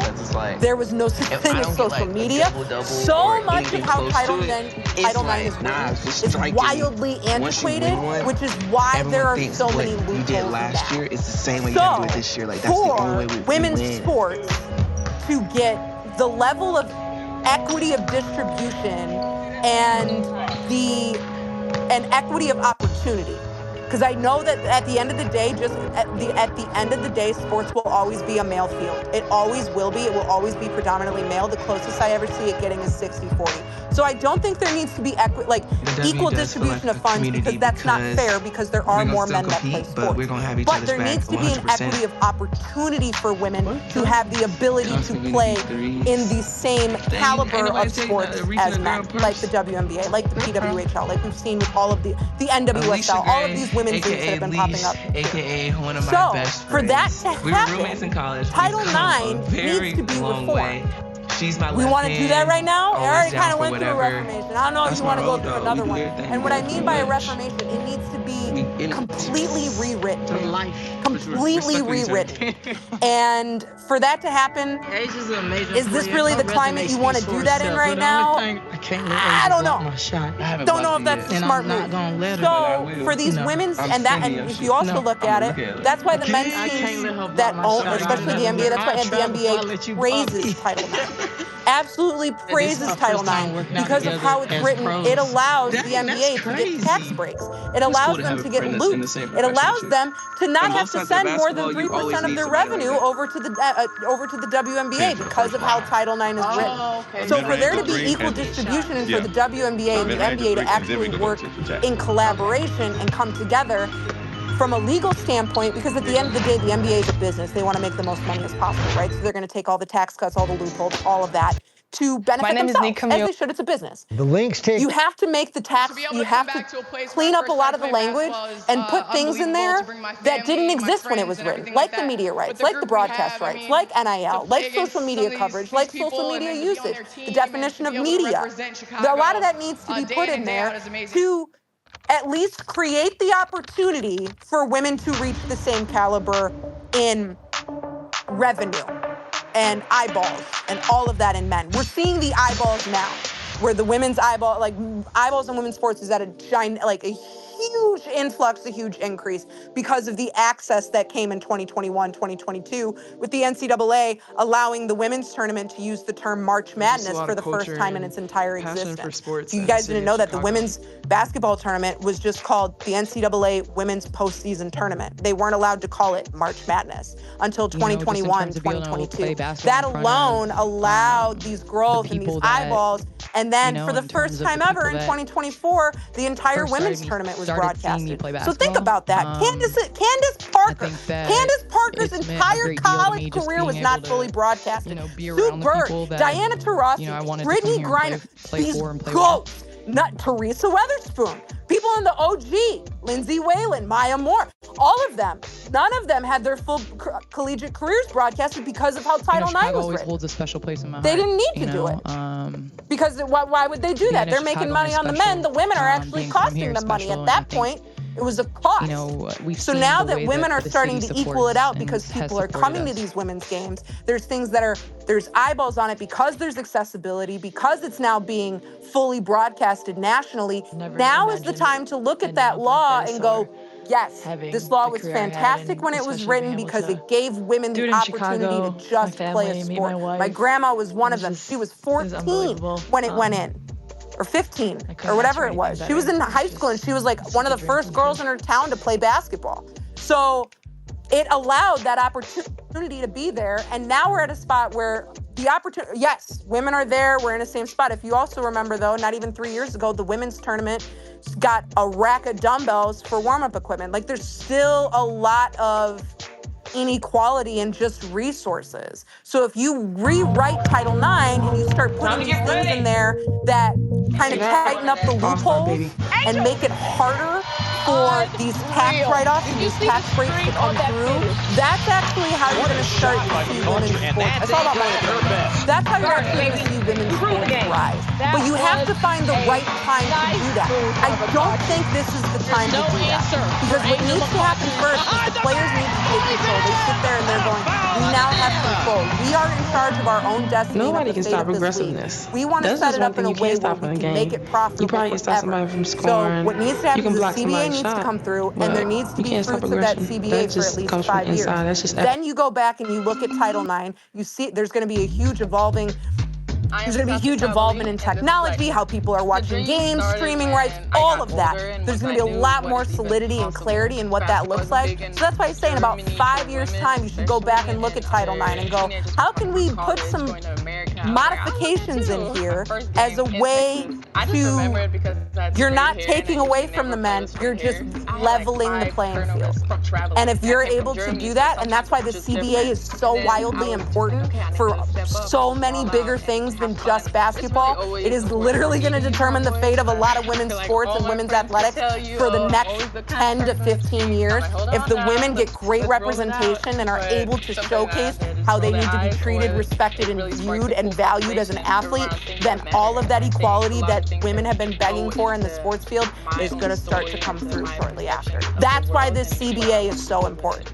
It's so much bigger than basketball because this can set up a generational change in gender equality. I just finished my rookie season with the Atlanta Dream, and we've been preaching it since it was written. We're almost there. If you're able to level the playing field, then at the end of the day, numbers are going to show it. Because if the women are able to get there and they level the playing field and they go, look, we got the opportunity, we ran with it, and they go, and we were able to make money, then there comes the investment.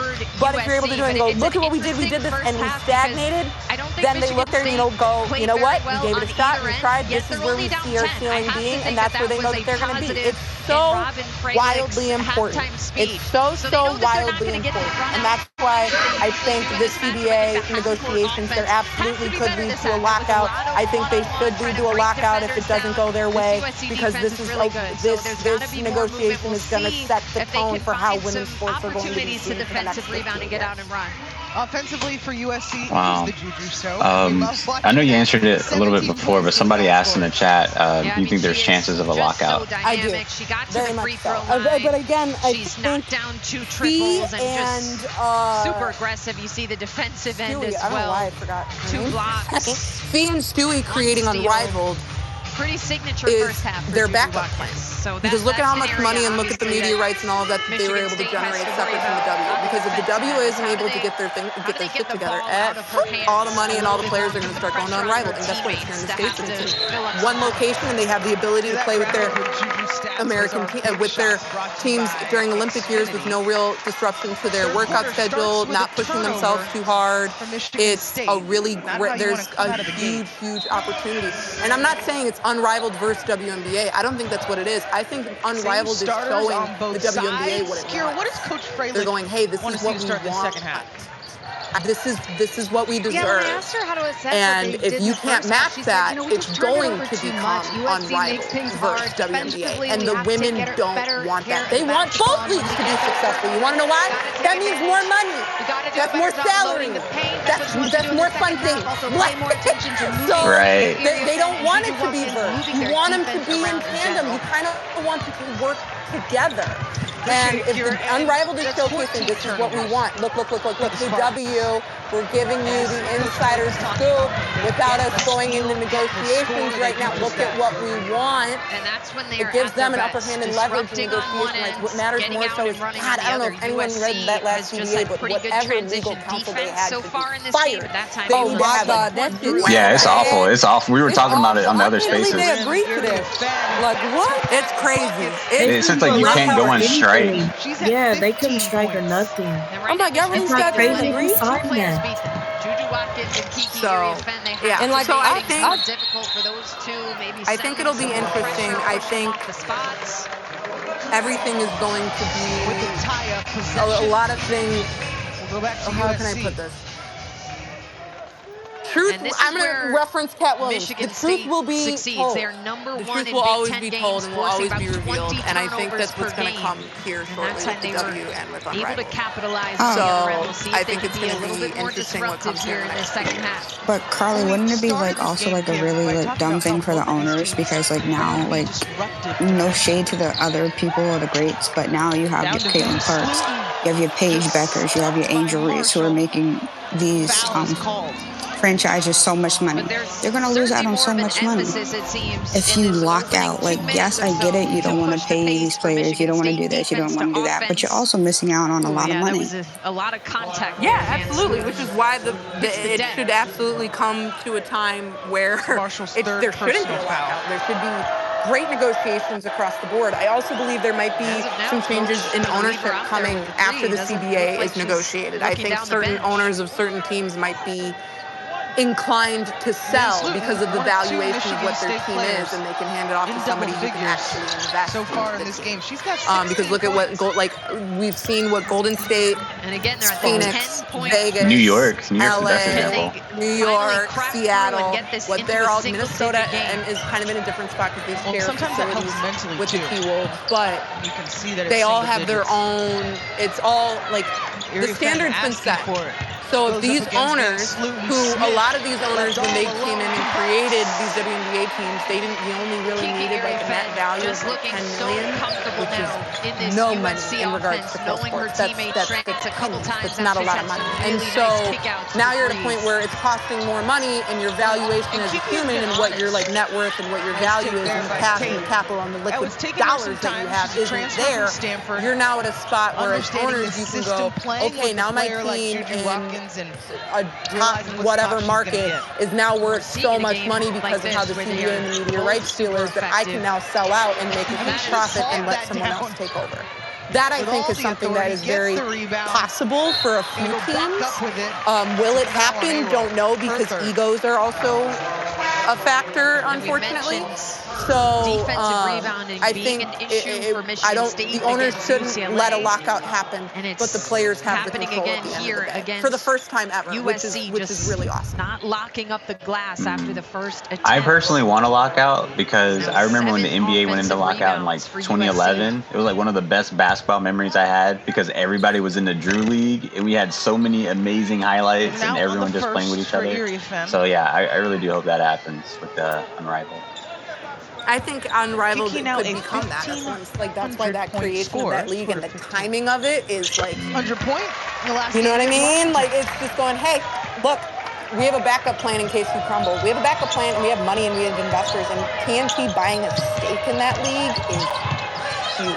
I don't think people understand the amount of money TNT and kind of broadcasting like them buying a stake in that league sets that league up to exist for at least 10 years. To her spot, and isn't that also on the heels of them ending their relationship with the NBA? Coach is probably telling her right now, take a little bit of a deep breath. I have a question. Come to a jump stop and make a better decision. What are your thoughts on like a G League for the W? No. Do you think like AU can possibly be that alternative? Taken away there by Simmons. I don't. I hate. Oh God. I don't like it in pro sports. It's like, oh, here's our practice squad. Here's this. No, what the W needs to do is just add more taken away. And then why can't just add 2 extra roster spots a team, have it be a 14 roster spot team, get a deflection, and that'll save all of your injury problems. That'll save everything. No joke. Just add 2 more spots on the roster. I think they should have did that last CBA when they added more games. I'm not gonna lie. I agree. Yeah. I agree. Okay, you're gonna add 4 more games, but where's the other? They dropped the ball on that. Well, I think you also have to think about it is adding more players and adding more roster spots means she gets her own rebound. Stays with it. So you also have to look at it from that point. And when they negotiated that CBA, the eyeballs that were on the W were nowhere near what the eyeballs are now. So you couldn't really, if you were following the trends and you were like really deep in the numbers and the analytics, you could see it coming. But I think we all knew that the WNBA in like 2017, 2018 wasn't doing that. Because look at how they handled 2024. So I think credit to Tate for setting up and taking. I don't think it's a right move. I feel like the WNBA needs to set more of a statement about what type. I mean, everyone who's been a W fan for 20 plus years since its existence knows the type of basketball that's been played here. But you're having millions of new people that have never even heard of the W, cared about the W, watched women's basketball before, now watching it. So you have to create that storyline. You have to create that narrative. So to create a G League right now, I don't think it's smart. I think like what I would love to happen, and this is me thinking like 15 years down the line, and in case I saw someone say Karli for commissioner, just saying, like, what do you think I'm trying to do? So I'm trying. Why do you think I have a period? So what I would love to see happen is the W stop playing, and then Tate takes it right back. I think the W season should be from 17 October Michigan State turnovers through that was a tough place to try to December. bounce past the ball into Van Sluten when she had January. Multiple defenders because around her. One, you need to stop playing games on Sundays. The end of the WNBA season and their playoff games being on NFL Sundays is one of the worst media marketing tactics I've ever seen. It's so bad. You got to stop it. You're never going to compete with the NFL. It's never going to happen. It's never going to happen. Stop trying to compete with the NFL. It's not going to happen. It's football. Football will always be the number one sport watched in the country, no matter what. Stop trying to compete with it. Don't put a 2:00 game on a Sunday on the first weekend of NFL. Like, don't do that. Feisty defense by Nyla Hampton from so Michigan State. have it compete with playoff baseball. Because guess what? Baseball viewership is at an all-time low right now. Because baseball's way too in love with itself. They have so many other problems. You got tradition. You're stuck in 1970s. So instrumental in this third quarter. And so you have baseball at a decline. Hockey's at a nice little uptick. So, and the NBA is in a weird stagnation kind of decline spot. But if you start playing end of September, beginning of October, and you have your championship in January, you're then not competing at all with college football Saturday or NFL Sundays. Nobody watches the NBA before Christmas. So you become the standard pro basketball that's on. And you want to know what you can also do during the time? You can watch the people that they can USC tries to capitalize at the same time. And that is going to get eyeballs on you. Make it a 60-game season. Pay them at least. Have your minimum salary be $600,000. Your max be $7 million. 14 roster spots. Max of 20 teams. Let it run 60-plus games. 12, 13, 12, 10-ish team playoffs. Yeah, with more than 5 minutes to go here. Best of 3, best of 3, best of 5, best of 7. You see that hard hedge, sending out the 2 defenders. So, Karli, what do you think the chances of like 2 bottom teams like LA or Chicago making the playoffs this season? I think Chicago is going to be in the same spot as they were last year, which is that like fringe team right at the bottom. Gets out of it. I think LA is going to have a better chance making the playoffs than the Sky, but I think everything, again, you can't really put any early determining factors on until you see who they oh my gosh, excuse me. Until you see who they draft. Right there. Everything's like, I think the Sky will finish 8 or 9. At her size with that That's where I speed can see and them finish. explosion. I think the lowest I could see them finishing is 10. I think the bottom team this year, the bottom 2 teams were going to be Golden State and There's a foul somewhere in there. I think Golden State's just in like a, hey, we're going to just try and play basketball, get a good ground going, and then we'll 20 start points for her. So, especially the first year of a team is really hard. It's really hard to recruit anybody. You kind of just got to go with what you got and see how you play and see what happens. So that's why I think they're going to be more, I think they're going to be in the bottom. I also, Connecticut's not going to be too good. I also think Seattle could be in an interesting spot, depending on what they do. Washington also in that area as well. So I think the Sky are going to be that fringe team again. They're going to like either just miss out on the playoffs or just make the playoffs. Okay, being bad would help us. I kind of had Phoenix out of like the playoff contentions because like that roster is looking crazy. Yeah, not too much work. Not too much work. She was complimenting I'm him. sorry, but like it's crazy. Like it doesn't make sense. Like you don't. You weren't. The real question is how far. The real question is how far will Phoenix go in the playoffs? It's not if they'll make it. Okay. Well, Karli actually. First round sweep, maybe. Karlan, don't start. Well, Karli, I wanted to ask you because you brought up, as you know, when we were talking about free agency earlier, you kind of brought up Phoenix being one of the teams that impressed you. I wanted to kind of ask you about Seattle. Okay. What do you think about what they've done? I know that they got rid of Jewel, but I mean, in my opinion, they're kind of there with Phoenix. I think they are too, and I think the reason that I'm not as hung up on Seattle as I am Phoenix is because poor Jordan Horston suffered that ACL injury. I think if Jordan didn't unfortunately get injured, I think they'd be in a different spot from a roster standpoint. And I think that injury is going to hurt them a lot more than people anticipate. It's all about if they can add depth. So we'll see what happens. Do you think there's a player in the draft that they can maybe target to make, I know, not to replace Jordan, but can maybe contribute what Jordan was gonna, multiple players on this USA team.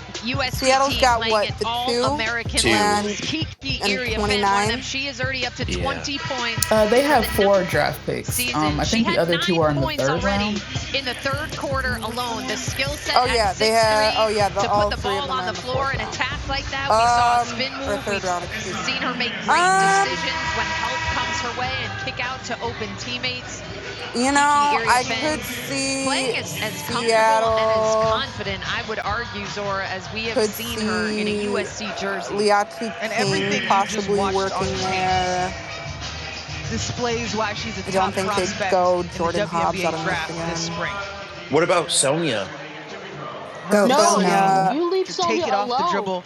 Had a chance to talk to her at media day. You are just out here with any this. player in the W that she I think if Seattle found a way to get another pick in the first round, I think they could find someone to fulfill that. I don't think they're going to find that person in the draft. I think they'd find that person in international rebound. The sky's the limit for Iriafen. She's such a like how they did with joyful Gabby. person. Even today, when I think she can find something like that. Shoot around, she was greeting everyone. So, Karli, what you're saying is Jordan was a vital part of that Seattle offense and defense, correct? Yeah. I agree. Yes. I agree. Yeah, that's a great question, Zora. Karli was very specific to her team, saying Kiki is making it very difficult for us. This is a good challenge for us to grow up. She said, look, I know it's been a challenge, but it's going to change. We move the ball. So yeah, they're missing. Appreciate and that. I do have a question for you, Karli. This is a question someone sent me to ask you. They wanted to know Do you think with the league, do you think the league will be expanding quickly beyond 2026, and how will that affect the quality of the rosters? So I know there's been like, you know, the rumors and the talks. Well, it's not really rumors or talks, but like the people literally coming out, creating like ownership groups saying they want to put a bid in for a WNBA team in such and such city. A lot of cities popping up now wanting WNBA teams. So do you think the league will be expanding that quick after next season, and how that's going to affect the quality of the rosters? I think that's, again, CBA is going to determine all of that. CBA is going to determine how quickly they're going to expand. Because whatever that deal comes out to, it's going to either entice investment groups or it's going to push away investment groups. You're not really going to know what's going to happen until you get the deal done. It kind of sucks. Like, this is one of the few times in sports where you really can't project beyond 2025. You can't project beyond this year. You really can't. You have to sit and wait. And that's what fans, I know that's what a lot of fans don't like. They're not happy about it. But you have to. I'm sorry. That's the beauty of this. That's why the players have this control. So everything is all about this CBA. Whatever happens in this CBA, whatever gets done in this CBA, whatever gets negotiated, that's going to determine everything for the next, again, 10, 15 years. So, Karli, we know Seattle, like, part of the trade, they wanted either Cameron or Rakia. Somehow they got the second pick. Do you think they asked the same from Chicago? Do you think they asked for either Camilla or Angel? And Chicago, I know, but I'm talking about the rookies, because Seattle asked for either Rakia or Cameron, and then LA was like, absolutely not, and they gave him the second pick. Do you think they asked for Angel or Camilla too, and Chicago was like, well, no. No, Chicago will not let go of Angel and Camilla. Guarantee you that. That's not going to happen. That would be the dumbest business move of all time. that would just be the dumbest business. Yeah, let me go get rid of my cash cow. Yeah. What? Why? You know what I mean? Like, because we're seeing that all over the internet, how they need to trade one of them and how they don't work together. That's not going to happen. That would be the dumbest. Thank you, Karli. Foolish. That would be foolish. That would be foolish. And plus, I feel like both of them are going to take a huge leap in year 2. Year 2 is where you see the biggest growth out of a rookie. Year 3 is when it stagnates. Year 4 is when you see the full potential.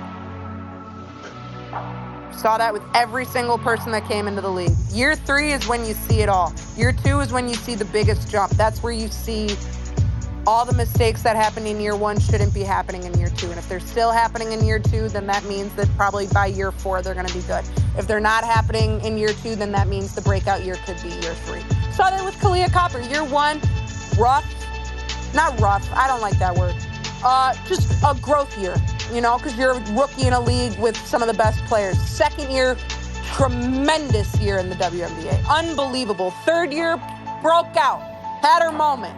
Won the ship, did all of it. You know what I mean? So that's when you can see that. So about year 3, year 4 is when you can really start evaluating the draft classes.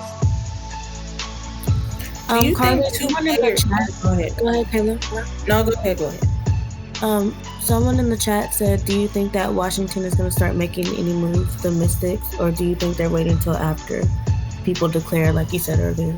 I think they're also looking international. I know Sydney, and with his background, I think he's looking international. And I think they're also waiting to declare. So I think it's a combination of both. Everyone's on. It's a waiting game now. It really is. It really is. Everybody's just waiting. Just a waiting game. And Xfinity. Stream sports with Xfinity because it's only live. Who won that trade?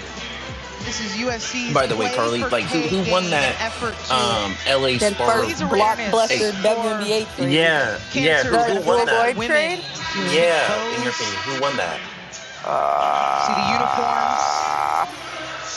The cause that has affected so many of Seattle us. because they got the number 2 pick. And these are always special events, and I think it's just kind of say important Seattle to remember because to I don't know. action from these events, not just making. So what are they going to do with that pick? That's a great learn question. how we can continue to raise funds and They can take Raven Johnson. With them acquiring all these, with them acquiring another backup point guard in free agency, now I feel like they're not going to get Olivia Miles at 2. That's what I'm saying. That's why I keep saying Sonia at 2. I just don't see why no Please, box. Ghost. Stop the Sonia. Stop. Servants leadership. Mind you, don't know if Olivia 22-year battle with breast cancer, and USC assistant coach Beth Burns worked alongside I'm excited Coach to for see many Jewel years, and told us she Chelsea was play together. universally That's loved. just going to be Rhea, an LA native, helped keep Coach Yale's legacy alive by telling her story. She visits hospitals on her own, helps raise crucial Point funds to guard fight and cancer, Jewel affecting Lloyd women is with the young. Ray McKay initiative. Come on! Can we talk about it? Can we talk about it? That's fun. No, I'm excited for it too. Carly, what do you think the chances of Vegas moving either one of their big players, like a Jackie Young? Do you think that's a chance? I did see a clip on social media that Coach Burns said if one of her players got a double-double today, that she would Probably not. I wouldn't be shocked if it happened, though. She made. Nobody's hit it yet. Wait. Probably not, but I wouldn't be shocked if it happened. Carly, in your opinion, going into, I know we're a long way from it, but going into 2026, how likely is it that the Aces don't retain any of their, like, looking for some help? what do you want, a big 3? No? From the original, big 5 or 4. One more time, you cut up again. Frustrating fouls. No, so like, of like the Jackie, Chelsea, and Asia, of those 3, how likely do you think it is that all 3 of them leave Las Vegas? I think come 2026, every single team is going to look completely different. Early in the quarters, and it's been a constant theme every team will look the 3 different. quarters. I think you're still going to see. I think there are certain pieces that will stay. I don't think Stewie's going to leave New York. From New York, I don't see her leaving New York. If PG is still hooping, them to extend yeah, the 2026, I could see her going back to Phoenix. I could see Enrique. I don't know. I could see Enrique leaving Dallas. The USC team that's really glad to be home. Why? Had some long stretches on the road. They'll finish out. Doesn't her brother play in Texas too? I think she has everything she wants in Dallas. Yeah, he's a free agent. He's a free agent in 2026 for the regular season finale. I could see her going. I think the league is going to look very different in 26. I think this year you're going to get the smallest peek at what 26 could look like. Like the tiniest little peek. Just a little smidge through the door, like you're looking through the keyhole, that's all you're going to get. And then 26, again, that CBA is going to predict everything. It's going to predict everything. The Hezzy. I really want to know, how many big players are gonna move. Maybe I really want to see Fee move from Minnesota because she's so big and she's not really seen in Minnesota. I would love to see Fee in. Yes, Juju Watkins has 20. Really? So basically a bigger market. I would like to see her in Phoenix. I would also like. Where is she from? Lands in the hands of Where's she from? She's from St. Louis. Oh God, we don't need contact after contact. They tried. We don't need I agree. If they had not blown the whistle. We don't need one in Cleveland either. Just saying. Sure don't. I mean, eyes up, eyes shifting. We don't need one in Like Cleveland. she's gonna pull up. No. We can get one in South Dakota. That'll be dope. South Dakota? What? You just made that up. South Dakota Bumblebees. Let's go. I'm with Karli. Detroit shot need to be next. It should have been Houston. It should have been Houston. It should have been Charlotte. It should have been Houston or Tennessee, low-key. It should have been Charlotte. Miami. No, not Miami. Shout out. We don't need a team. We don't want them in Florida. You said They don't support. Oh, they gotta bring back the soul. Miami I want Miami. No, I'm gonna just say this. I'm gonna say this right now. If I was somebody and I got drafted and I'm gonna go play Miami for 4 years, I am the happiest human being on the planet. No state income tax? Are you kidding me? No state income tax. No state income tax? Send me I will live in Florida. I don't care. No state income tax.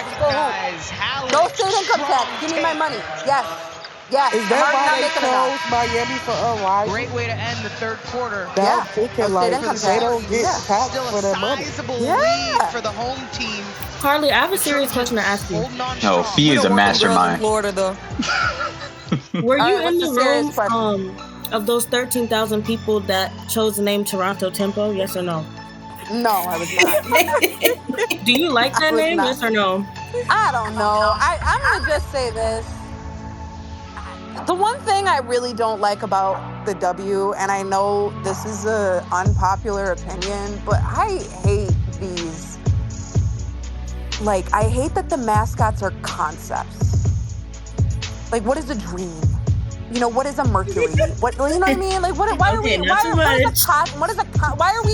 things after concepts? What is a sun?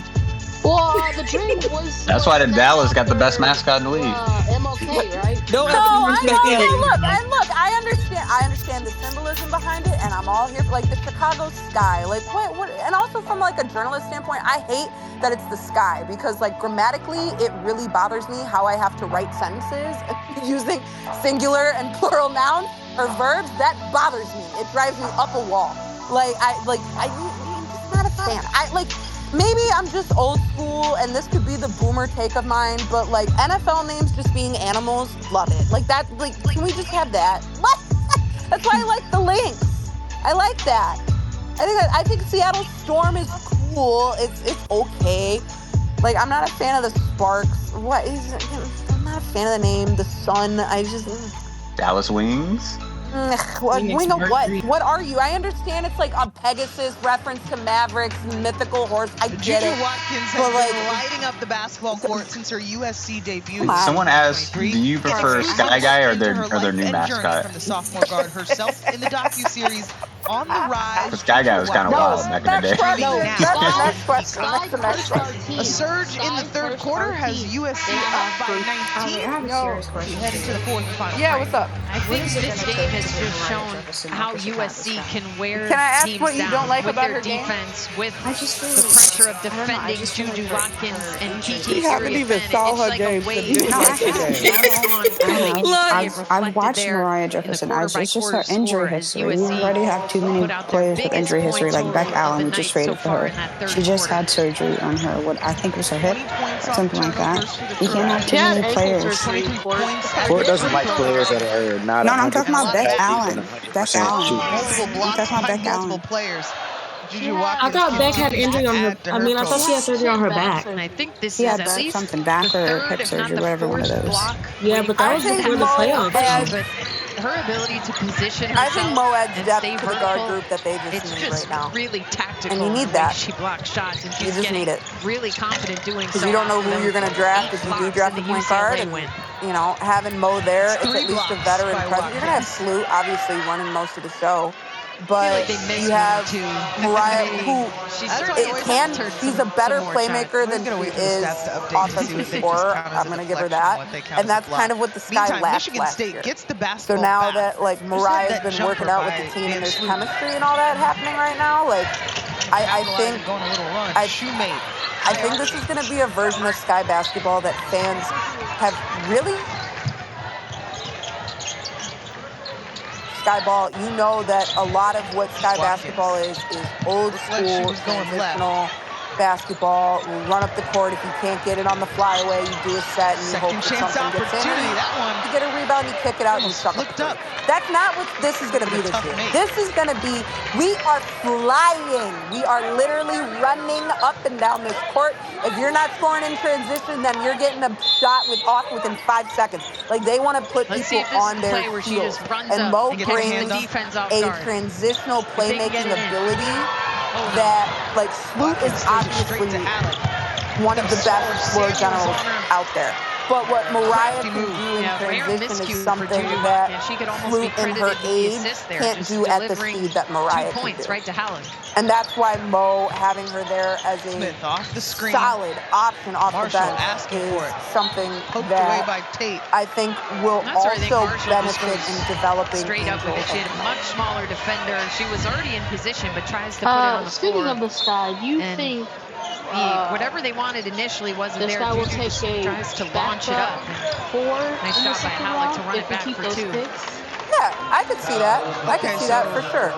Absolutely. That's why, like, for me, that's why I've dropped the name like Michaela Timpson, like a Sanaya Rivers. I would also put Sanaya Sania. Oh God, I hope I'm not mispronouncing. Players on both teams Sanaya Fegan.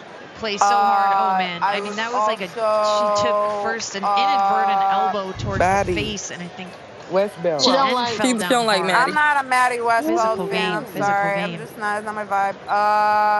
Taylor Jones out of Texas. Nia Barker. I also think Rhea Marshall out of USC could get a lot more love than what she gets. I watch She's her big. sometimes, and I feel like sometimes she just does shit, and I don't like that. 8:45 to go. Well, you also have to remember that we'll get you up to speed on the other side. USC is playing Big Ten women's basketball, which, like, notoriously is not very good. So that's why they're dominating. So, like, that's why they dominate. I'm sorry. So, I think, I think they could get, like, I'd say, like, that forward in that second round if they do keep them. Okay. If they do keep them. I could see them, I could also see those being traded for something, you know, if that is something that comes up. I also think, why would you get rid of them when you know that a lockout is coming and you could have a possibility of 4 or 5 people locked into your roster for 2026? It's an option. Why wouldn't you? Someone also wanted me to ask you how you felt about Angel's passing ability. Oh, I was like, wait, did she die? Like, what happened? Like, what? I was like, what? Jericho. Someone died? What happened? Sorry, I paused.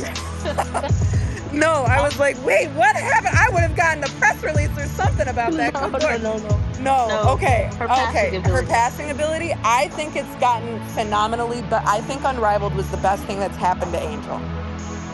I really do. I think her going to play in Unrivaled was so useful, so beneficial, because your body is being used in different ways than it is in 5-on-5. You can't really, like, what's the word?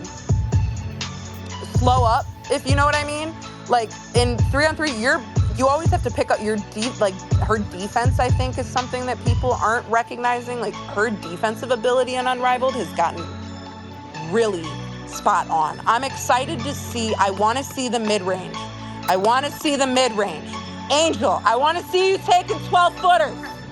Come on. You can do it. You just take the 12-footer. Me too. Yo, if she can tap into hitting that 10 to like 15 to 18 foot range. Well, like, Jocelyn Tate, who scored her 1,000th point earlier in this game, gonna be one of the best players to play the game. Okay, if she can get that Karli. I said that shit. I got my tweet bookmarked because everybody was trying to clown me. I'm about to go to it. No intentional fouls. I'm about to go to it. Karli, you speak the same language, my God, and they cooked me on Twitter. No, I think that mid-range needs to happen. That mid-range needs to get solidified, and that's what I think. I also think her working with Kelsey Gray was one of the best things that happened for her. I also think falling to the floor. I watched her parts of her recent podcast with Lisa. Will be needed. And I think her work with Lisa Leslie is going to be so impactful. Like everyone, like I put her when I saw her, and I said, if you give her 5 years development, she's going to be Candace. I'm going to retract that. I think she's the new iteration of Lisa Leslie. How do you feel about Lisa saying that she tried to get a head coaching job into the 2 organizations passed on? So why would you not hire Lisa Leslie? Why would you not hire? It's Lisa Leslie. Do you think she should jump in right away being a head coach, or do you think she should be an assistant first? She's one of 3 Spartan players averaging just around 15 points. Because her only head coaching experience is in the Big 3. I give credit to some of the moves that we've seen from Theron Halleck. That's valid. I wouldn't be like, if she wanted to go, just loses her balance. Now I don't want Back this to to Michigan happen. State it goes. Michigan But if State she wanted to go the here. Simone Augustus route, but not get the whiteboard smacked out of her hand, a team that can force turnovers if she quickly wanted on that to ending, go, like, you want to know what I could see? doing it without fouling, which You want to know what I could problem see? throughout the first 3 I quarters. would love to see Lisa work 1 year with Dawn Staley. Michigan State. I want her to. Yeah. I would love to see 1 year of that. 1 year. 1 year. Nothing. Just for Lisa to understand what it takes to be a head coach. You know what I mean? Because it's different. It's so different. Really good And use of so the body, fading I right think off it's not. There's no question on her IQ and her basketball skills. Not at all. That is never what I'm questioning. But it's about how to translate that IQ into a coaching standpoint of pro athletes. Exactly. And if she can learn how to do that amongst people that she's developing, I think that would be a great thing. But I'm going to say this. I think Lisa Leslie would be a better college coach than she would WNBA coach. I think she really loves the development aspect of basketball on like a lower tier level rather than working with pros. Because we've seen all the behind the scenes work of what she's doing with these pro athletes, like working with them in Unrivaled. I think if you gave her a college team that she was able to really develop and hone skills on, I think she would do really, really well in the collegiate level. Bridget Jones is back for a final chapter in Bridget Jones, Mad About the Boy. Renee Zellweger stars in the Peacock original Back to the film, mid-range. I had only someone on Peacock. send me her She percentage maybe on gets mid-range. I feel And like I don't think she's Renee taken a Zellweger mid-range in her last from two like games, my so I think elementary she's Angels? Yeah. You have to She's shooting 63 on mid-range right now because I don't think she's taken these days. any in the last two. Including Big Which is Ten good, but I wanted to take more. that is the I wanted best. to But take you know more. what? She's taking them. She's right. She's got to continue to take them. For her, it's confidence. It's all about confidence. People don't seem to understand. Basketball is 100% mental, 10% physical. Halting what was You have to have the mental confidence Michigan to State be able to know that you can take that shot. But for her to be able to have that mental confidence to take that shot, she has to be more efficient around the rim. That baseline and getting to the other If side she's of the able to rim. master that, like imagine Angel's rebounding ability, but she made at least 30% of her putbacks. Like, hello, that's an insane high offensive efficiency. So if you're able to master that around the rim, and then you're like, all right, I'm comfortable there. Then start, I love that she's getting the confidence to at least take the shot. But I think I want to just see her take a little bit more. I really do.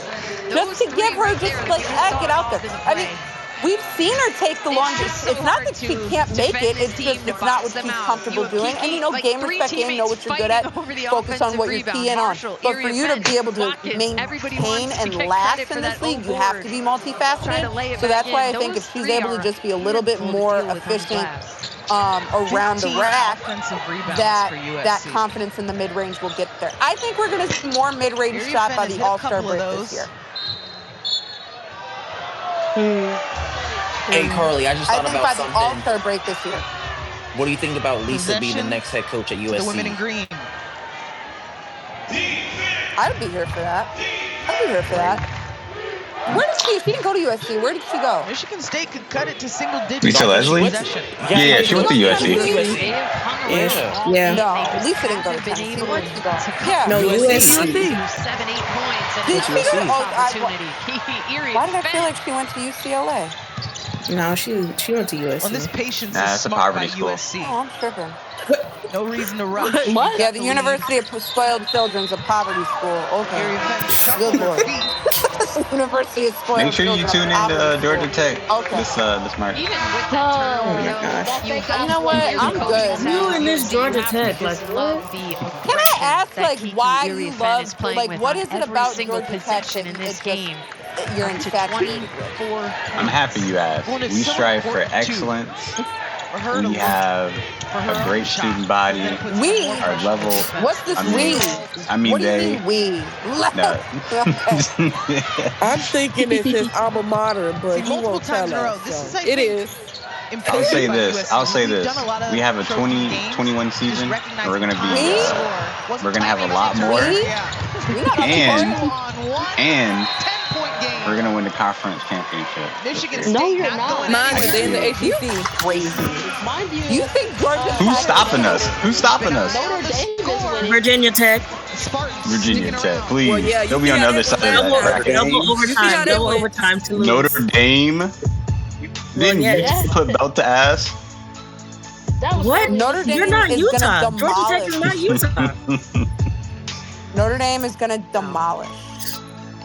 Hell, even North. Mind you, Karlan, Louisville tapped they're that. gonna beat them. Didn't they already demolish Georgia Tech with Louisville tapped Georgia Tech. Yes. You mean the rest demolished us?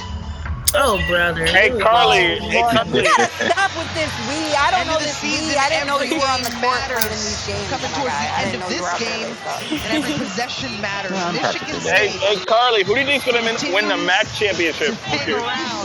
Down to 21, but not going away anytime soon. Silence. Yeah, not surprised Just at all. be real. You know who's gonna win it, Another just like who surge won it last from year. Michigan Good Lord. State. Someone They're a asked me veteran who I team. thought They are a was gonna gritty win the team. Natty. They're a defensive-minded team. No, the MAC. But for Someone UNC, asked who I this think is gonna win the important Natty. time It's for gonna them be. because there's I think it might be different UConn or situations it's gonna be all Notre Dame. You want to It's gonna play be with the lead and Rutgers. feel Oh, the MAC? confident in your Yes, the ability. MAC. Close out a The game, MAC. especially on your home I don't know. Just like who won last year. You know who won last year, right? I'm gonna be honest. I don't follow MAC basketball because what good in the nose. What good female basketball players come out of the MAC in the last 10 years? And I'm saying that as a proud MAC grad. See the trap. MAC produces baseball and football. That's what MAC produces. And I want everybody to know the only MAC team to go to the tournament last year was Kent State. That over in the meantime, Michigan Yeah, State. but We just talked about that Ohio defense. beat They forced a Michigan in the Sweet 10-second 16. They also knocked violation off the with defending full national court press. champions in the first tournament back, and we've also had more players drafted than Kent State. So, wait, what year was this? Like 2012? Like a decade ago? Okay, so multiple things are happening no, here. they beat Villanova. They 10-second knocked violation off on USC, so that's Villanova, a turnover. But they're also going to review that was 21 in 2021. the contact in the first round, knocked off the defending champion. We were wearing what, masks? Looking The grocery at store? that first replay, I think this will be upgraded. There weren't any masks on the basketball court. Which would give Michigan not State 2020. 2 free throws and the ball back. I didn't say 2020. I mean, I don't know how you can't upgrade Said that one. It looks 2021. like a quick decision, or they're going to call They're over very a useful. second official to Cook look that at. dough.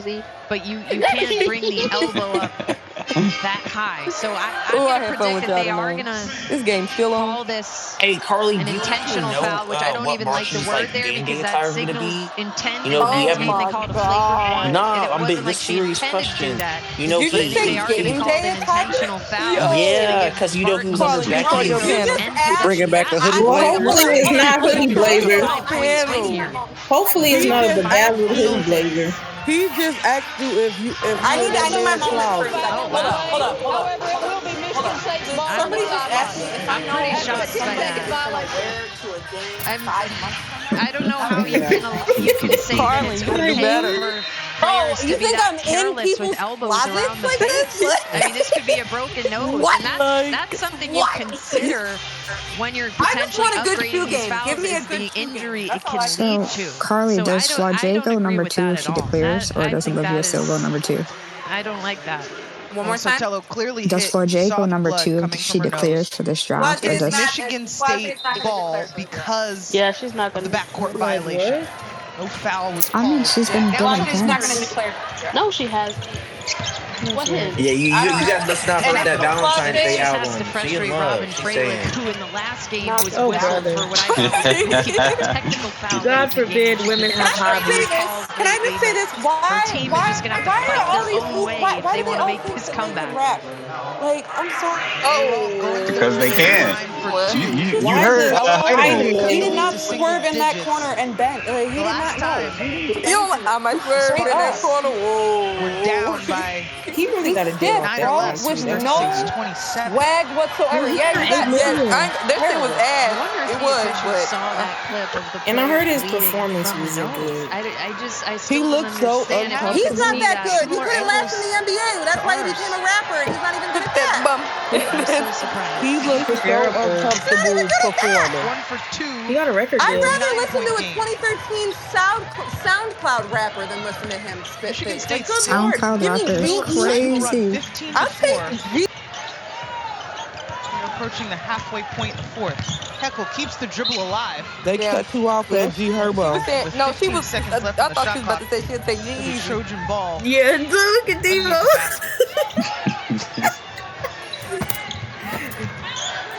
I think her mic. Trojans like to do an inbound. Yeezy my dog.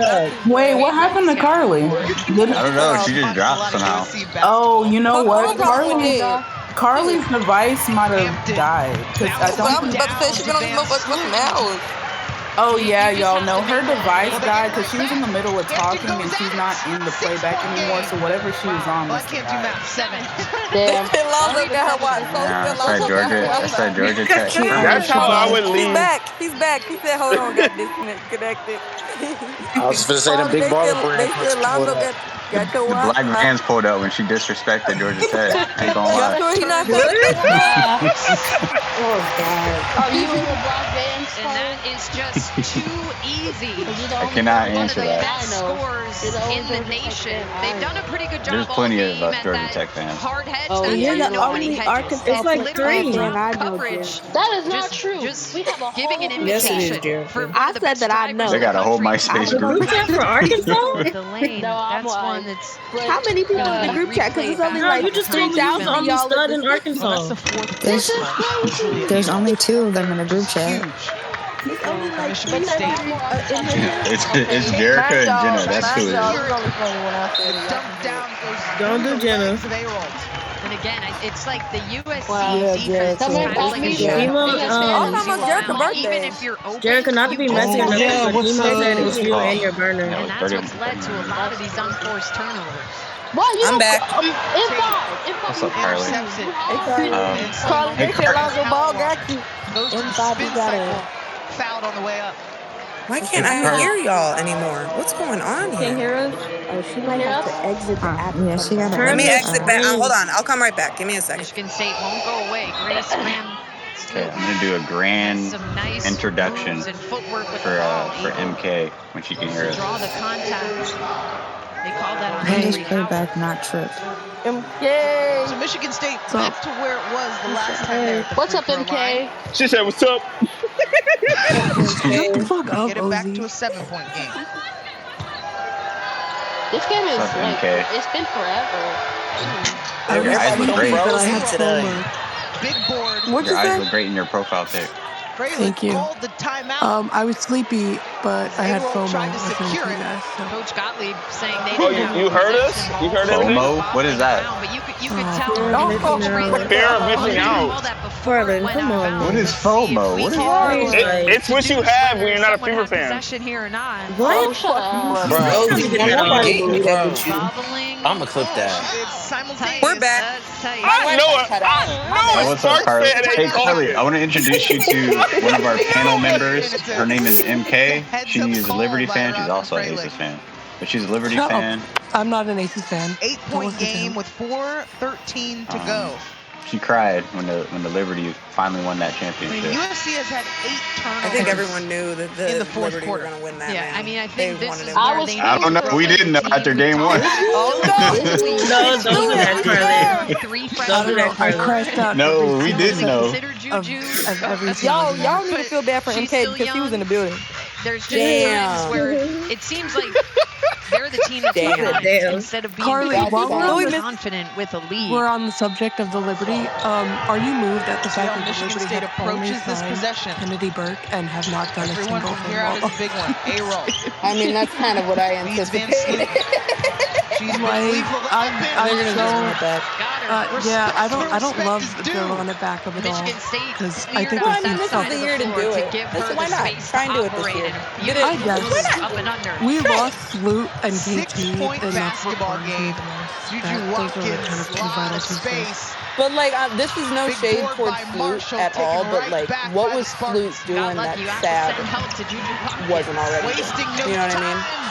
Yeah, I suppose. I just wish we had like a upgraded point guard. I wish that Cloud layups right around the rim for Michigan That would have been ideal.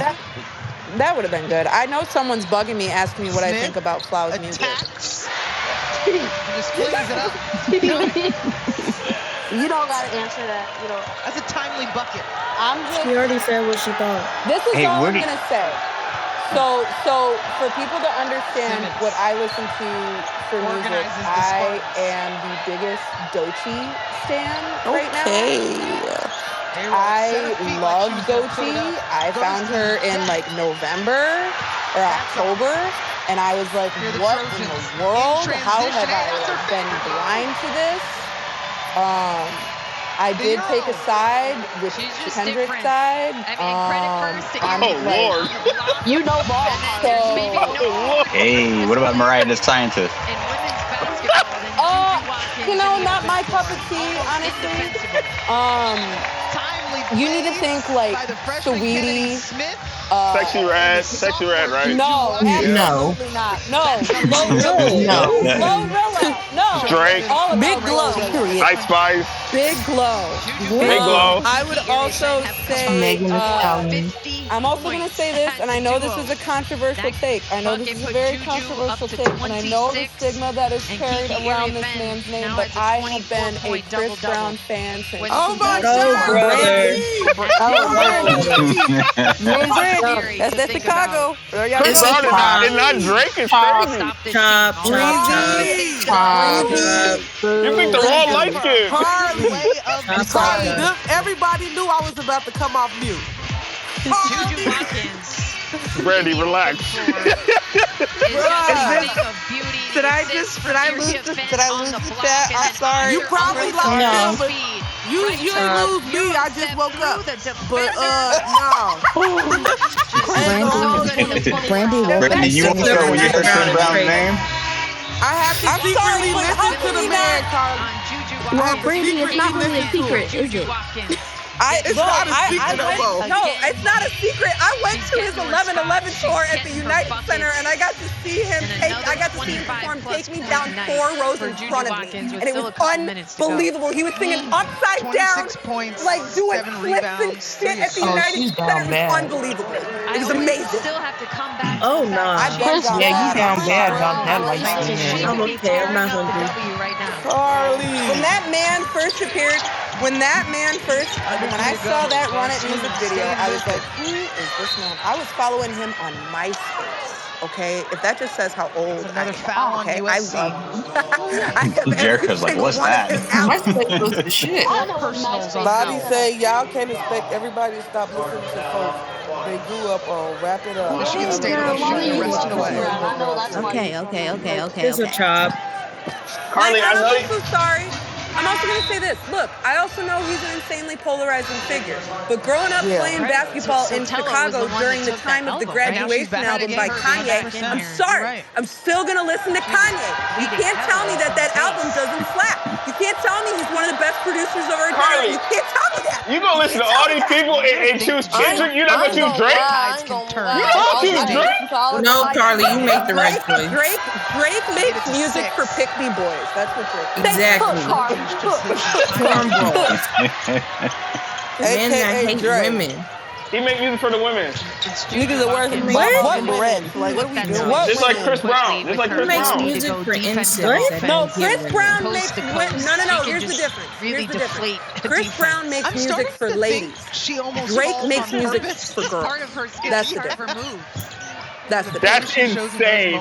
And Drake makes music for defense. It just deflates you. soft ass. Okay, so Karli, since you're a Chris Brown fan, what's his best album?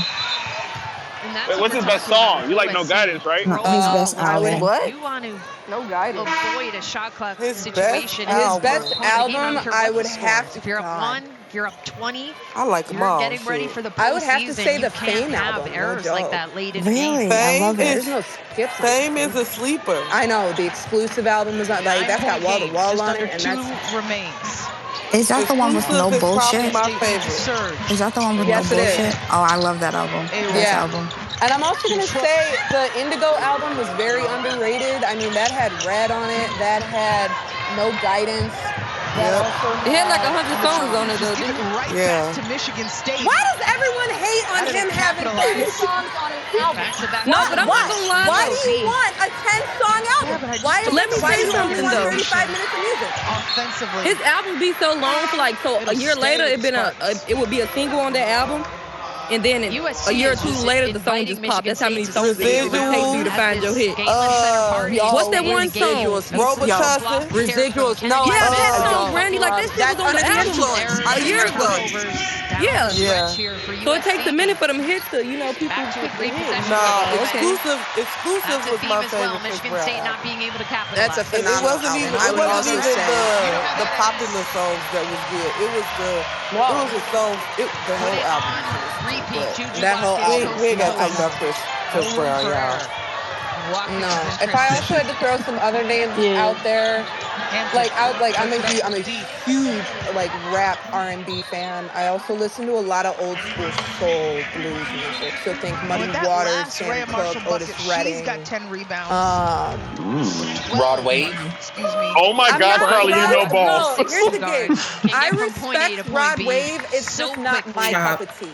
I'm more of a give help defenders gets in her path, and she okay. to the rim. Karli, how do you feel about Young Thug? 8 points. Giveon thinks like he's always congested. Giveon thinks like he's always congested. Is crazy. Wait, what does Young Thug stand for now? What did you say? Truly humbled under God. I think he's a truly humble man. We love that for him. 2 minutes. It's something we love that for him. We love that for him. Honestly. 7.8 to go. I think Young Thug is like Ty Dolla $ign, where they are phenomenal features but not great solo artists. What? I think they called it. I don't know. I think Ty Dolla $ign? I agree. You can't tell me one good Ty Dolla $ign. He does not all his hits is features. He's like the part. Exactly. No, I'm talking about Young Thug. With that one, I can't tell you a Ty Dolla $ign song that he made, but I can tell you all his features. Exactly. Nights like this, the best feature. But wait, I'm about to go look it up. I'm not sure. I never cared. No, she's not Someone lying. just asked if I'm a Frank Ocean fan. Is water wet? Looks like they've come to a conclusion. If you don't love Frank Ocean, you don't have ears. I'm sorry. That Yeah, you don't. Thank you. Thug has songs outside of features. Hold on. You guys don't remember Ty Dolla $ign does not. Orange is one of the best Doug ever. top. Doug has like mixtapes. Big buckets when they need it. I love it. Bro, I never got the hype of Young Thug. I ain't gonna even lie to you. What? I just want to say, Did you get the hype of Chris Brown? Like, that's not crazy? Frank Ocean's best song is One Good. Niggas hyping Chris Brown in 2025, but they don't understand Young Thug. It takes your third eye. What are you have to trying to open your say? third eye to understand Young Thug. Chris Brown is light years better. Nicole, they the same person. Chris Brown is better by a mile. Chris Brown has to put 30 a mile? All terrible. Let's calm down. And Chris Brown's more talented too. They're all bad. They're all bad. That's what I'm saying. That's what I was trying to tell her. I was like, it ain't really no comparison. But he needs to put 30 songs on one album. See contact on the shots. Wait, I'm sorry. Exactly. Young Thug don't get all that. 30 songs on the album and only 3 of them are good. I don't like either artist. You want to know another person? Hold up. I got somebody that I want to push y'all on. If you guys haven't heard, he is someone that just popped up in my discography, and this man's range is unbelievable. And I really hope I'm not saying his name. This shit gonna be Chippy Red, huh? No, absolutely I love Duran Bell. Duran Bernard. Oh yeah.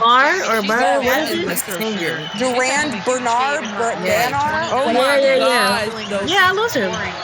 Oh my God, he just came on recently in my and I was like, oh my God, this is a career high for Van Sloot. Like, he's amazing. I seen him at the but I'm gonna say this. I'm going to say this. One of my favorite artists of all time who I will listen to still to this day, he brings me peace, he brings me solidarity, he also gets me hype up, is the one and only Ray Charles. I love Ray Charles. I will listen to Ray Charles. I'm not that Chicagoan, I'm sorry. I'm sorry. And so look, that man can sing. I got nervous. I was looking at you. That man made some R&B albums, but I'm sorry, he pissed it away. Okay, Karli, what is your favorite Frank Ocean song and why is this one good? 7. I think I'm okay with it because of how the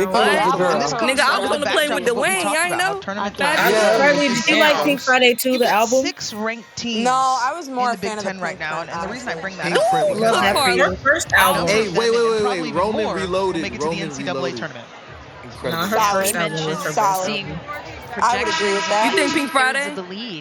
I think that's her best album. I would say the Pink Prince her second best album. I ain't gonna lie, y'all might have to run it back tonight. Cause Nicki, my God, I people think Monsters was her best verse. I think her verse on My Niggas was her best verse. No. Monster is her best. Hey, rap it, Randy. I will never forget when Monster came out. And I was obviously you hear Kanye's verse, you're like, led by both Juju Watkins. Stop, nigga. Then you hear her verse. He dropped them niggas. Nobody heard Jay-Z's verse. It was like, Her best verse is my Monster, degree but to her life. second best verse is Hello Good Morning. She ate that. Ooh, I just love Kennedy, the lyrical stuff in it with the I Kill a Queen, the elegant queen, got the wrist on fold, the pretty little dog, the shimmy, yo, what the fuck I look like? Nah, her verse I ain't coming out less, yeah. Individual performances. Yes, I just Chick was good. 28 points. Oh, damn, I was really a barb, huh? Both of those players. You really were. You were going word for word there. Was it not? I think a lot of people were Barb. I thought a lot of people was Barb before. I mean, if you were in college or in high school when Nicki came out, how were you not? Like, I mean, yeah. I was in elementary. What? 1 point. I couldn't play. I wanted to pink her so bad. Here's another one. This is a name. This is a name. Well, Coach, at one point it was a 21-point game, but Michigan State. Yes! Wait, is Lloyd has that song that. Well, first of all, I really credit Michigan State. They're a terrific team. Yeah, that's true. That's the best song, though. That's unbelievable. I love. Oh my God. My favorite song of Lloyd is Southside. Southside, yes. That's on us. I thought Southside's my song. that's on me. I studied that choreography. It'll make us better when we play pressing teams again. But we built a sizable I want to go lead, get got a that little bit casual. choreography down. Lloyd a good ass person too, Taking though. care of the basketball. Oh, he deserves was more. Kiki. Southside with He's the one that was Ashanti singing the is hook on Jeff that Young Money. That Bedrock, I could big make collab your song. bed. A real millennial. I'm sorry. What is this? They be up here. Hey, it's facts, ain't it? But why? What is your hate? Why? I'm sorry, millennials are out here helping y'all. Why are you coming for us? Go after the ones above us. Oh, he's a millennial too, his old ass. We Gen Z. What are you talking about? Gen Z and millennial, we need to be working together. Why y'all calling us out? We just sitting here.